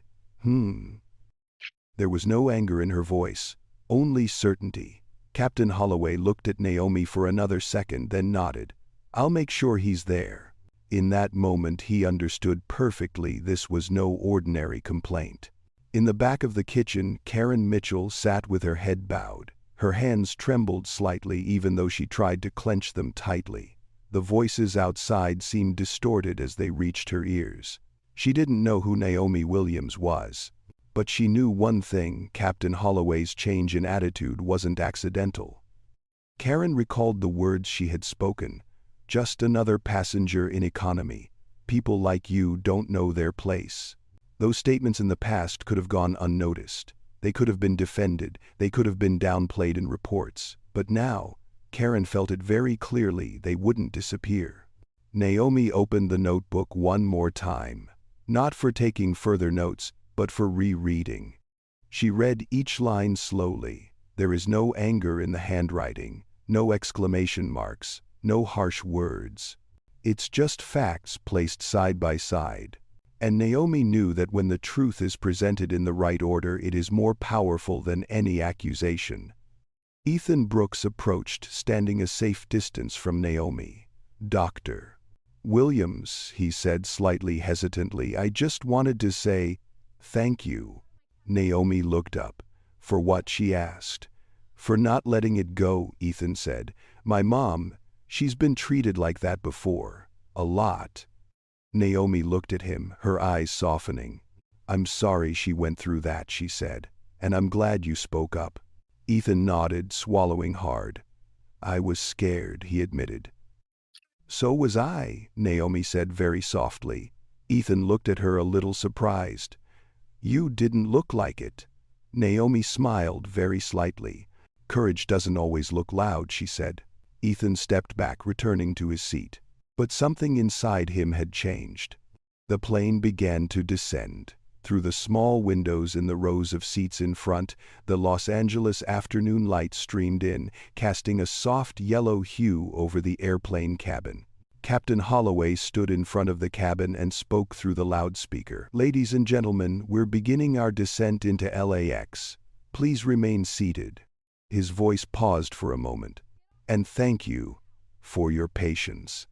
Naomi closed her eyes for a moment. She thought of the long meetings at Aurora Air Group headquarters, the reports on corporate culture, the impressive numbers that sometimes didn't tell the whole story. She used to believe that if the metrics were good, if the customers were happy on paper, then everything was going in the right direction. But today, sitting in seat 34B, she understands better than ever. Culture isn't in the reports. It's in how people are treated when no one important is watching. As the plane's wheels touched down on the runway, a slight tremor spread throughout the cabin. Everyone exhaled as if simultaneously releasing a breath that had been held back for hours. The plane taxied slowly toward the gate. Through the window, Naomi saw the airport security cars parked, unobtrusive, no flashing lights, just "be ready." Captain Holloway turned back for one last look at Naomi before opening the cockpit door. "Miss Williams," he said, "whatever happens next, I want you to know I respect how you handled this." Naomi opened her eyes. "Thank you, Captain," she said. "That matters. This isn't just a polite thank you.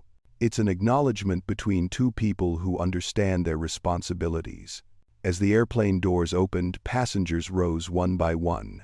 There was no longer the usual pushing and shoving. Everyone moved more slowly and orderly. Naomi remained seated. She's not in a hurry.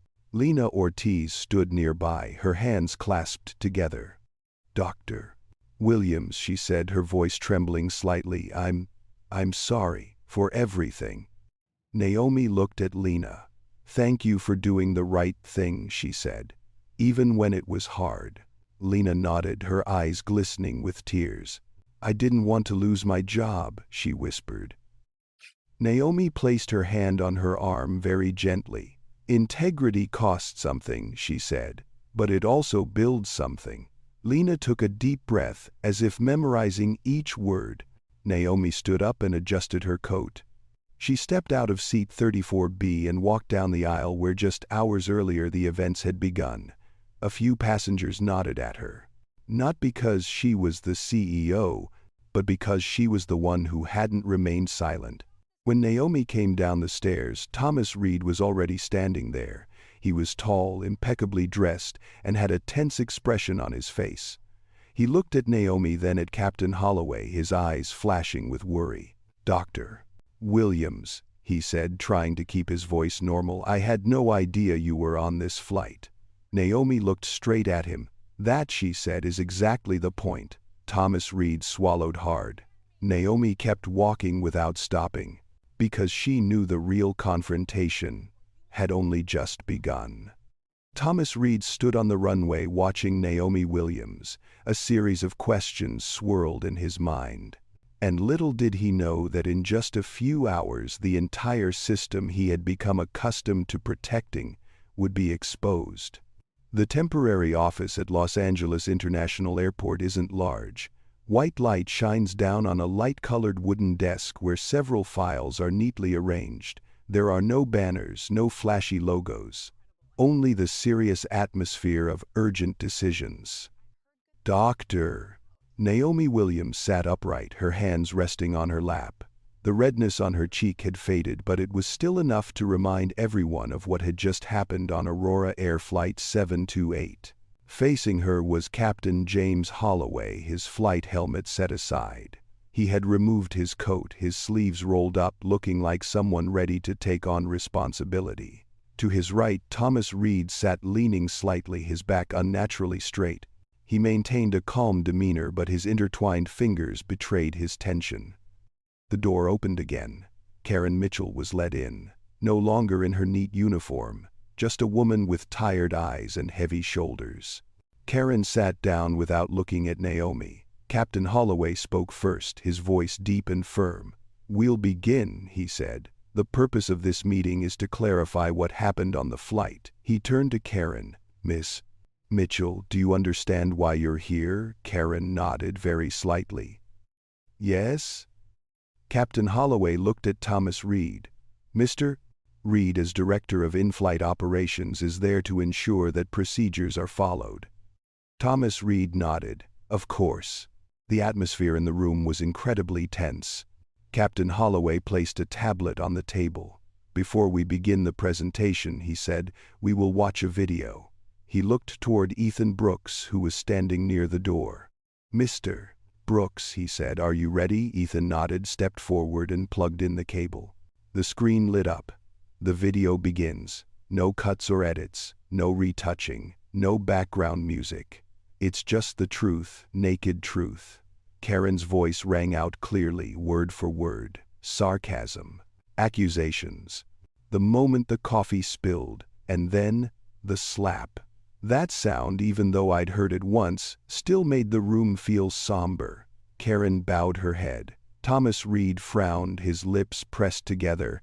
When the video ended, no one said anything for a few seconds. Captain Holloway was the one who broke the silence. "Miss Mitchell," he said, "do you have anything to add or clarify?" Karen looked up, her eyes wavering. "She was provoking me," she said, her voice much weaker than it had been on the plane. "She kept challenging my authority." Naomi listened without reacting. Captain Holloway nodded, then asked further, provoking how Karen opened her mouth, then stopped. She questioned my service," Karen said. "She made it difficult." Captain Holloway looked at Thomas Reed. "Mr. Reed," he said, "is questioning service a justification for physical contact?" Thomas Reed shook his head. "No, absolutely not." Captain Holloway turned back towards Karen. "Then we're clear on that," he said. Karen remained silent. "Captain Holloway Quay," sang Naomi. "Dr. Williams," he said, "would you like to add anything?" Naomi looked up, her voice calm. "I don't want to add," she said. "I want to contextualize." Thomas Reed frowned slightly. "Go on," Captain Holloway said. Naomi placed the thin notebook on the table, opening it to the page she had marked. "Everything that happened didn't start with the slap," she said. "It started with tone, with selective attention, with repeated dismissals. She didn't read it line by line. She let people see for themselves. Those behaviors didn't appear out of nowhere," Naomi continued. "They were enabled." Thomas Reed is standing up straighter. "Are you suggesting a systemic issue?" he asked. Naomi looked straight at him. "Yes," she replied, "I am." Short answer, no need for emphasis. Thomas Reed took a deep breath. "We have procedures," he said. "Training, complaint channels." Naomi nodded. "I know," she said. "I approved many of them." Thomas Reed froze. Captain Holloway looked at Thomas Reed, then at Naomi. "Dr. Williams," he said slowly, "for the record, would you like to state your position?" Naomi looked straight ahead, her voice clear. "I am the Chief Executive Officer of Aurora Air Group. No one is breathing. Not because of surprise, but because of the weight of the truth." Thomas Reed felt his throat dry up. I wasn't aware," he said. Naomi nodded slightly. "That's not a failure of information," she said. "It's a test of culture." Karen looked up, her eyes wide. She glanced at Naomi, then turned away as if she couldn't bear the look. Captain Holloway placed his hand on the table. "Then let's proceed accordingly," he said. He turned to Karen. "Miss Mitchell," he said, "based on the evidence and your admission, you are being suspended pending termination effective immediately." Karen closed her eyes. Her shoulders slumped. Captain Holloway Quay sang Thomas Reed. "Mr. Reed," he said, "as the supervisor responsible for this crew, you'll be required to submit a full report and cooperate with an independent review." Thomas Reed nodded, beads of sweat glistening on his forehead. "Of course," he said. Naomi looked at Thomas Reed. "Not just cooperate," she said. "Be accountable." Thomas Reed swallowed hard. "Yes," he replied. Captain Holloway turned back towards Naomi. Dr. Williams, he said, we will ensure authorities receive all materials. Is there anything else you require at this time? Naomi thought for a second. Yes, she said.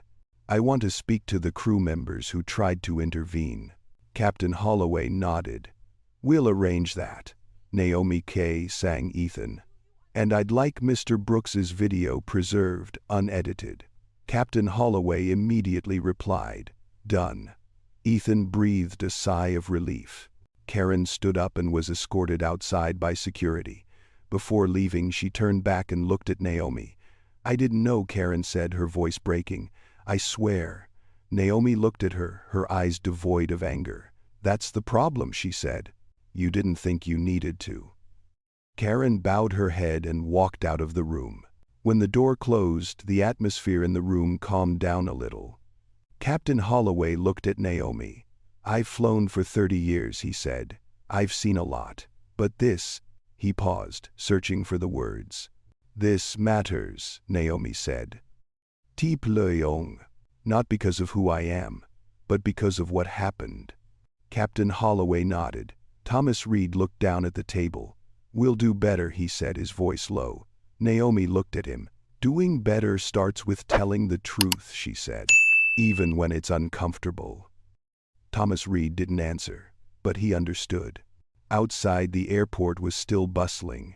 Planes took off and landed, people came and went. The world didn't stop because of this small room. But Naomi knew very well that what was decided here would have far-reaching consequences. She stood up and adjusted her coat. Thank you for handling this properly, she said to Captain Holloway. He nodded. It's my duty, he replied. Naomi turned towards the door. As she stepped out, the California sunshine streamed into the hallway, bright and warm. She took a deep breath. Not for celebration, for preparation, because the hardest part of the journey is still ahead. Thomas Reed sat alone, looking at the file in front of him. In his mind, only one question kept repeating itself. How many more times has this system turned a blind eye? There was no thunder, there were no dramatic cinematic moments. The Aurora Air Group system didn't collapse overnight. It cracked, and then pieces began to fall off. That evening at Aurora Air HQ in downtown Los Angeles, the lights were still on the executive floor even though it was past closing time. The usually quiet hallways echoed with hurried footsteps, ringing telephones, and the sound of conference room doors opening and closing. News from Aurora Air Flight 728 spread faster than any press release, not because of Dr. Naomi Williams' identity, but because of the video.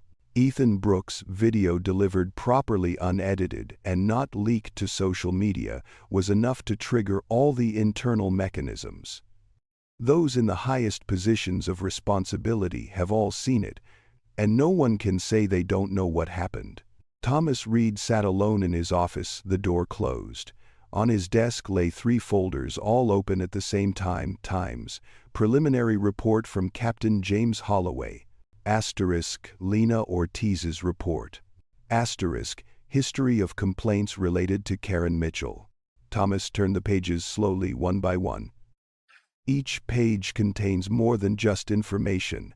It contains a silence that has lasted for many years. An old complaint from 3 years ago, tone dismissive, felt humiliated. Another report 2 years ago, escalation unnecessary, passenger felt targeted. Neither incident was serious enough to cause a storm. There was no photographic evidence. No important person was affected. And so, they were put away, marked as processed, and then forgotten. Thomas closed his eyes for a moment. For the first time in years, he asked himself a question he had always avoided. How many times have I covered for someone, not through words, but through procrastination? Elsewhere in the city, Karen Mitchell sat in her apartment, the lights off. She didn't turn on the TV. She didn't check her phone. She didn't reply to messages. She sat on the sofa, her hands clasped together, staring into space. Everything happened so fast. This morning she was still a senior flight attendant with 17 years of experience, the one assigned to important flights, the one usually trusted by management. Now she's waiting for an official email, confirming what she already knew in her heart. Her career is over. Karen thought about the slap, not to justify, but to understand. She tried to recall that moment before raising her hand. Did Naomi say something particularly offensive, or was it simply, she couldn't handle being challenged? Karen recalled Naomi's words. Lower your voice. Speak to me professionally. If those words had been spoken by another passenger, she probably would have ignored them. But hearing them from a black woman sitting in economy class, Karen didn't like that idea. But it's there. And for the first time, Karen couldn't push it away. Meanwhile, Dr. Naomi Williams was not in the office. She stays at home. Naomi's house was quiet, tidy, and unpretentious. She changed her clothes, washed her face, and looked at herself in the mirror. The redness on her cheeks had almost completely disappeared, leaving only a faint trace. Naomi touched it lightly, then let go. The phone vibrates. Tin Nan to Captain James Holloway board has been notified. Emergency meeting scheduled. Naomi put the phone down. She felt neither relieved nor tired. There was only one very clear feeling: the wheels had begun to roll. Naomi brewed a cup of tea and sat down at the kitchen table. She opened a small notebook, not the one she'd brought on the flight, but a different, thicker one. On the first page she wrote a line: Flight 728 was not an anomaly. The following morning, the board of directors gathered in the main meeting room of Aurora Air HQ. The atmosphere was tense, but not chaotic. Everyone understood that this was not the time to avoid the issue. Naomi Williams entered the room, neither hurried nor slow. She looked around, nodding in greeting to each person. No one stood up to applaud. No one exchanged pleasantries. They are waiting. Naomi stood at the head of the table, placing the notebook down. I won't begin with what happened on the flight, she said, her voice low and clear. I'll begin with this question. She paused. How many people in this room believe that our culture is okay? No one raised their hand. Naomi nodded. That's a good thing, she said. Because if someone raised their hand, we would have a different problem. A few people let out a soft sigh. Naomi continued. Flight 728 didn't create a problem. It exposed a problem that already existed. She projected numbers onto the screen, not revenue figures, but complaints following a pattern. No name, no skin color, just an act. Selective enforcement, dismissive tone, escalation without cause. Naomi doesn't need to raise her voice. Karen Mitchell is part of this system, she said. But she is not the whole system. Her gaze settled on Thomas Reed. And this, Naomi said, is where the real responsibility lies. Thomas sat up straight without flinching. I'm not here to assign blame, Naomi continued. I'm here to fix things. The meeting lasted for many hours. No shouting, no personal blame. There were only difficult questions and unpleasant answers. Naomi proposed 3 things clearly and without ambiguity. 1. An independent cultural audit was conducted for the entire cabin crew. 2. Immediate suspension of any manager with a history of ignoring repeated complaints. 3. The protection policy allows employees and passengers to speak up, not retaliate. Not everyone is comfortable. But nobody objected, because for the first time people understood that inaction would be far more costly. News began to leak out. Not videos, not fame. Malatongtin, a senior flight attendant, was terminated following a physical assault. Airline launches full internal review. The press started calling. Investors started asking questions. Naomi didn't shy away. In a brief interview, she said, "This isn't about a woman being beaten. This is about a system that didn't protect her well enough." That quote is widely circulated. In another small corner of the city, Lena Ortiz received an email confirming that she would not be disciplined. On the contrary, she was invited to join a new cultural advisory group. Lena read the email over and over again, tears welling up in her eyes. Not because I was happy, but because I felt relieved. Naomi stood by the office window looking down at the city. Los Angeles is still noisy, still hectic. The world doesn't change just because of one flight. But Naomi knew very well, there are cracks that once they appear can never be completely covered up again. On Naomi's desk, the small notebook remained open. On the last line of the page she wrote, "Accountability has a ripple effect." She closed the ledger. Because the next wave is where everything will really be decided. The meeting room on the 18th floor of Aurora Air HQ is designed to create a sense of control. High ceilings, long tables, transparent glass offering panoramic views of Los Angeles. This is where the most important decisions ever made were made: cost cuts, new routes, personnel restructuring. Decisions were often presented using charts, numbers, and safe-sounding phrases. But today, no chart can conceal the truth. Dr. Naomi Williams sat at the head of the table, not because it was the CEO's seat, but because it was from a position where she could clearly see each face. To her left is the head of the legal department. To her right is the director of human resources. Further away are the members of the board of directors. And in the middle of the table, slightly to one side, was Thomas Reed. Thomas changed his shirt and adjusted his tie. He looked neat and professional. But his eyes were different. No longer confident. No longer defensive. Naomi opened the meeting without any introductions. "We're not going to talk about Karen Mitchell today," she said, her voice calm. "We're going to talk about why she's been in this system for so long." No one interrupted. Naomi looked directly at Thomas Reed. "Thomas," she said without raising her voice, "I want you to explain the complaint handling procedure of the cabin crew." Thomas took a deep breath. "We receive complaints through multiple channels," he said. "Then we assess the severity, categorize them," and Naomi raised her hand. "Not theory," she said. "It's reality." Thomas paused. "In Karen Mitchell's case," Naomi continued, "how many complaints have there been?" Thomas looked down at the file in front of him. "6, he said softly. "6, Naomi repeated. "For how many years?" "4, Thomas replied. Naomi nodded. "6 complaints in 4 years, she said, turning to the council. None were marked as serious. No clear disciplinary action was taken. She turned back to Thomas. "Why?" Thomas swallowed hard.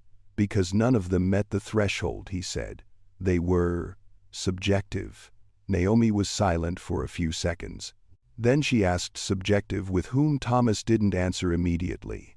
Naomi continued, her voice still even. "Is it because there's no photographic evidence, or because the complainant isn't important enough, or because processing it would be too much trouble?"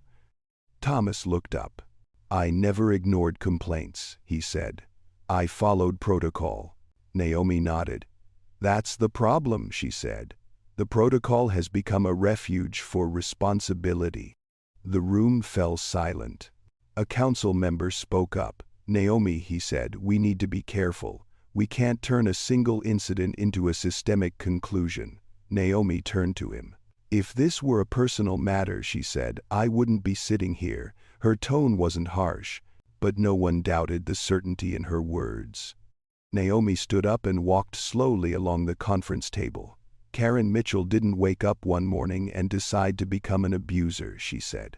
"She learned that such behavior was tolerated." She stopped behind Thomas. "And you," Naomi said, "are the one who taught her that." Thomas turned around, his face tense. "That's not fair," he said. "I manage hundreds of crew members." Naomi looked at him. "Exactly," she said. "And that makes your responsibility greater, not lesser." Thomas remained silent.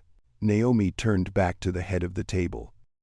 "I want to make one thing clear," she said. "This is not a witch hunt."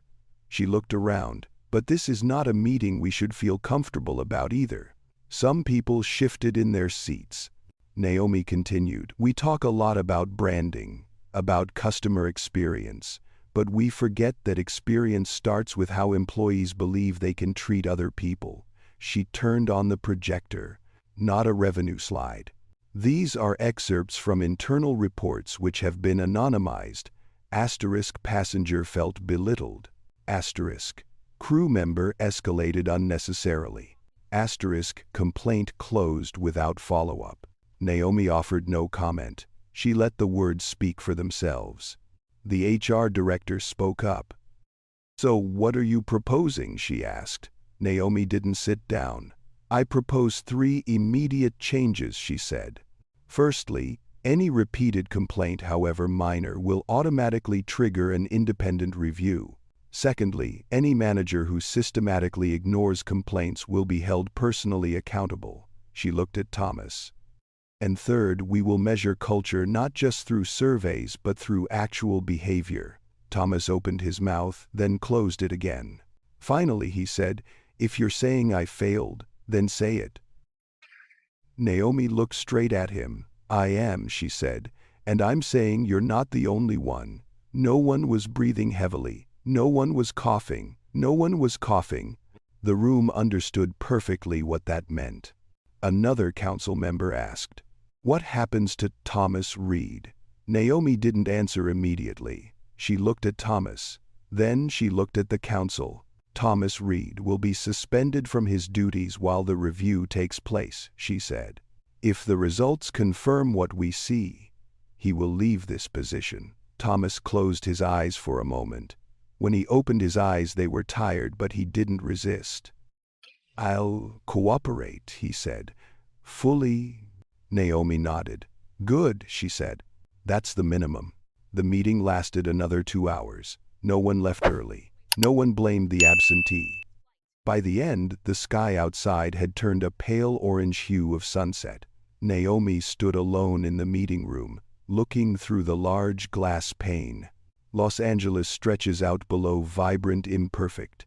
She thought of Flight 728, Seat 34B. The moment she had to choose between silence and speaking up, she doesn't see herself as a hero. It's simply someone who can no longer accept wrongdoing disguised as convenience. The door to the room opened.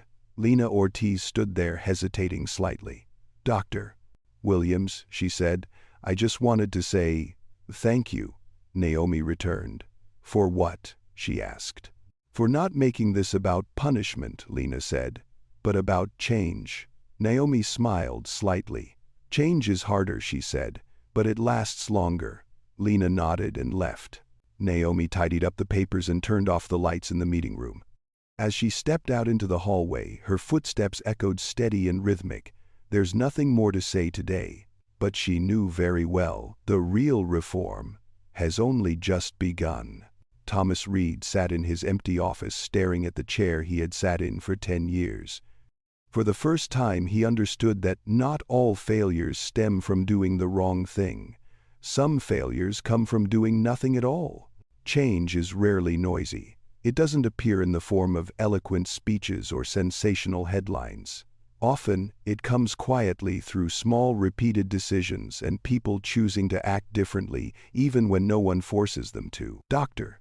Naomi Williams understands that better than anyone. 3 weeks after Aurora Air Flight 728, Naomi sat in her office at Aurora Air HQ. On her desk were no more disciplinary files, no more urgent reports. Only a thin stack of papers, the final draft of the independent cultural audit. Naomi read slowly, not missing a single line. Those words weren't gentle. Implicit bias, power imbalance, fear-based compliance. Not everyone enjoys reading these words. But Naomi knows that healing begins with naming the wound correctly. She set the report down and leaned back in her chair. Outside the window, Los Angeles was still bustling. Life hadn't stopped because of a reform. And that was both comforting and frightening. Naomi closed her eyes for a moment. She asked herself a question that had been coming back to her for the past 3 weeks. Have I done enough, or have I only done what's necessary because of my position? That afternoon, Naomi left the office earlier than usual. She drove toward the Santa Monica coast, where the salty breeze rustled through the tall palm trees, and the sound of the waves could soothe her heavy thoughts. Naomi walked along the beach, shoes in hand. The sand felt cool under her feet. It was a very ordinary, very real feeling. She recalled the moment on the flight when the slap echoed. She remembered the silence that followed. She remembered the eyes of the strangers, a mixture of shock and anticipation. Naomi didn't cry when it happened, but now, standing alone before the sea, her eyes welled up slightly. It's not because of pain, it's because of exhaustion. Tired of having to be strong, tired of always being the one to speak up, tired of knowing that if I don't do it, probably no one else will. A strong gust of wind blew through. Naomi took a deep breath, letting the salty air fill her lungs. She remembered what her mother had said a long time ago: you are not obligated to carry the weight of the world on your shoulders, but if you see something wrong, you have the right not to turn your back. Naomi smiled slightly. Perhaps healing isn't about the pain disappearing. It's about accepting that you've been hurt and still choosing to move on. Elsewhere in the city, Lena Ortiz stood before a mirror in the flight attendant's break room. She adjusted her new uniform. The design had been subtly altered, but more importantly, the overall look. No more wary glances. No more tense silence. A new notice was hanging on the bulletin board: Speak Up Policy, Zero Retaliation. Lena read that line over and over again. She wasn't naive. She knew a policy couldn't change everything, but it was a start. She recalled the moment she said no to Karen Mitchell. Her heart raced, her hands trembled. She was afraid of losing her job. But now Lena is still here, and Karen is not. It's not about revenge. It's because the lines have been redrawn. Ethan Brooks received an official thank you email from Aurora Air Group. Not money, not perks, just an acknowledgement that his actions contributed to a larger change. Ethan read the email, then forwarded it to his mother, adding a short note. They listened this time. His mother replied almost immediately, "I'm proud of you." Ethan sat silently for a long time, feeling a lump in his throat. The following week, Naomi attended her first training session for middle managers. She didn't stand on a platform. She sat with them in identical chairs. A manager asked directly, "Dr. Williams, how do we know when we're crossing the line?" Naomi didn't answer immediately. "When you have to ask yourself that question," she said, "usually you're already very close." The room was silent.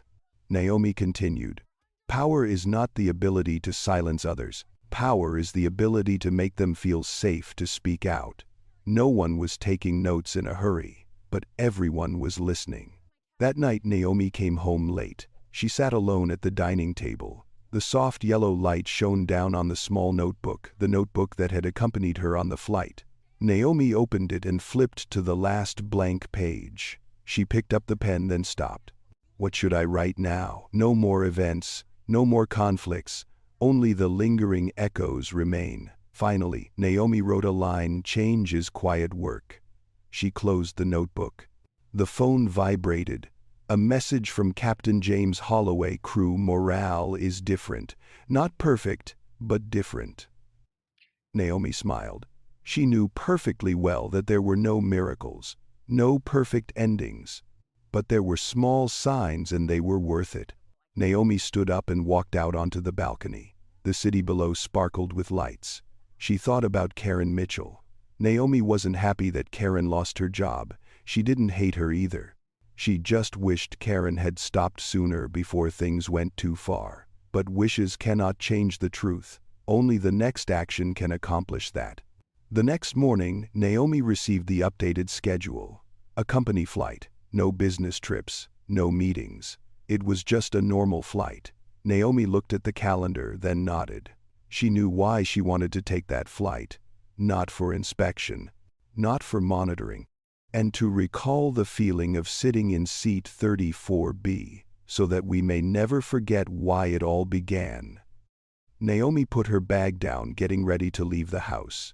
Before closing the door, she paused and looked in the mirror. The woman in the mirror looked calm, steadfast. But behind that calmness were invisible scars and a strength forged from those very scars. Naomi whispered, as if talking to herself, "Keep going." Naomi Williams stepped out of the house, the morning sun shining on her shoulders. One journey has come to an end, but another deeper, longer awaits ahead. Some stories don't end in victory. They end with a choice. The choice of those who witnessed it. The choice of those who remained silent. and the choice of those who, after all, decided to live differently. The private flight, chosen by Dr. Naomi Williams, took place on a quiet morning. No press, no meetings, no assistants accompanying her. Naomi arrived at the airport earlier than usual. She stood in the security line like everyone else, pulling a small handbag, wearing flat shoes and a simple jacket. No one recognized her, and that's exactly what Naomi wanted. She boarded the plane and found the seat number printed on her ticket. Not first class. Not priority seating, seat 34B. Naomi paused for a very brief second before sitting down. Not because of fear, but because of memories. She placed her hand on the armrest of the chair, feeling the cool skin beneath her fingertips. It was a strangely familiar sensation. This time there were no scrutinizing glances, no sarcastic remarks, just a young flight attendant bending down and smiling. "Good morning, ma'am. Can I get you anything before takeoff?" Naomi looked at the girl, her gaze softening. "Just water, please." "Of course," she replied, her voice soft. When the bottle of water was placed in Naomi's hand, the flight attendant looked at her for another second, then said, "And thank you for your patience." Naomi paused for a moment. "Why do you say that?" she asked. The girl hesitated. "My supervisor said that patience goes both ways." Naomi smiled. "Your supervisor sounds wise," she said. The flight attendant smiled, then walked away. Naomi leaned back in her chair and closed her eyes. Not for sleeping, but for feeling. Inside the airplane cabin, everything was so normal it was almost boring. The sound of luggage, the reminder to fasten seatbelts, the sound of the engine starting. But Naomi knew that it was these ordinary moments that many people hadn't fully experienced before. She opened her eyes and looked around the cabin. There were tired faces. There were young people. There was an older black woman sitting 2 rows in front, clutching her handbag, her eyes filled with that familiar, wary look. Naomi saw it, and she knew very well she used to be that woman. The plane took off smoothly. When the seatbelt sign went off, the flight attendant returned to serving water. This time no one had to stand up to ask for it. No one was publicly reprimanded. No one was made to feel overwhelmed. Not because Naomi is here, but the methods have changed. Naomi noticed it in the smallest details, the way the flight attendants bowed to eye level, the way they said please and thank you not as a formality but as a habit. The real change is always there. Elsewhere in the city, Lena Ortiz finished her shift early. She walked out of the airport, removed her name tag, and let out a long sigh. She no longer felt that familiar burden, no longer afraid that every small mistake would be blamed, no longer having to consider whether speaking up was worthwhile. Lena knew that not everything was perfect, but she also knew she was no longer alone. She opened her phone and saw a new email, an invitation to join a new flight attendant training group. Lena smiled. Ethan Brooks was sitting in a small cafe, his laptop open. He was writing a short piece, not about to publish it. "This is not an accusation. This is not a boast. Just a simple status update. I saw something wrong. I spoke up. And it mattered." He hasn't pressed post yet. He probably will never post it, but writing it down is enough. At Aurora Air HQ, a new notice board has been hung in the staff lounge. No big slogans, no flowery language. Just a short line in bold, "Dignity is not a privilege. It's the baseline. No one signed, no need." As Naomi's plane prepared to land, the flight attendant turned around and bent down. "Ma'am, we'll be landing in about 20 minutes. Do you need anything?" Naomi shook her head. "No," she said. "I'm good." The flight attendant nodded, then paused. "Thank you," she said, her voice sincere. Naomi looked at her for what she asked. The flight attendant smiled, looking a little embarrassed. "For reminding us," she said, "why this job matters." Naomi didn't answer immediately. She just nodded very slightly. When the plane's wheels touched down, there was no applause. Nothing special. But Naomi felt a strange sense of fullness. It's not a feeling of victory. It's about closing the chapter. She stood up, grabbed her handbag, and followed the crowd off the plane. No one gave way. No one looked at her attentively. And that's the most beautiful thing. Outside the airport, the midday sun beat down on the pavement. Naomi paused for a second, taking a deep breath. She thought about this story. It's not a CEO story. It's not a slap-in-the-face story. Rather, it's a story about what happens when a person decides not to accept being shrunk. Naomi knew there would be many more flights, many more systems, many more moments when someone had to choose between silence and speaking out. She can't be everywhere, but she didn't have to, because true legacy doesn't lie with the person who starts the story. It lies with the people who continue it in their own way. Naomi Williams stepped out of the airport and blended into the crowd. No lights, no headlines. Only one calm, composed black woman chose to uphold her dignity and inadvertently opened the door for others to do the same. And if someone asks, what lesson does this story teach us? Perhaps the answer doesn't lie in words, but it lies in the question each person asks themselves when faced with a small, very common injustice. If it were me, would I choose to remain silent, or would I choose to stand tall? Dr. Naomi Williams' story is not about power, title, or revenge. It is a story about dignity, something everyone possesses, but which is not always protected. In life, especially as we go through many years, there are moments when we choose silence, not because we are weak, but because we are tired. Tired of explaining, tired of proving, tired of not wanting to turn things into conflict. But this story reminds us of something important. Silence may bring us peace for a moment, but only the truth brings us lasting peace. Naomi didn't speak up to be a hero. She spoke up because she understood that if she remained silent, the same wrong would be repeated against someone else, perhaps someone weaker, someone who had no chance to defend themselves. The biggest lesson here isn't always resist, but rather know when silence is no longer kind, but rather complicity in wrongdoing. And sometimes the biggest change doesn't come from anger, but from calmness, perseverance, and honesty with oneself. No matter our age, we all have the right to be respected, and when we uphold our dignity, we inadvertently pave the way for others to do the same. Thank you for staying and listening to this story until the end. If you see yourself in it even just a little, please like, share, and subscribe to the channel to spread more healing, humane, and thought-provoking stories like this. Your support not only helps the channel grow, but also helps keep heartwarming stories being told.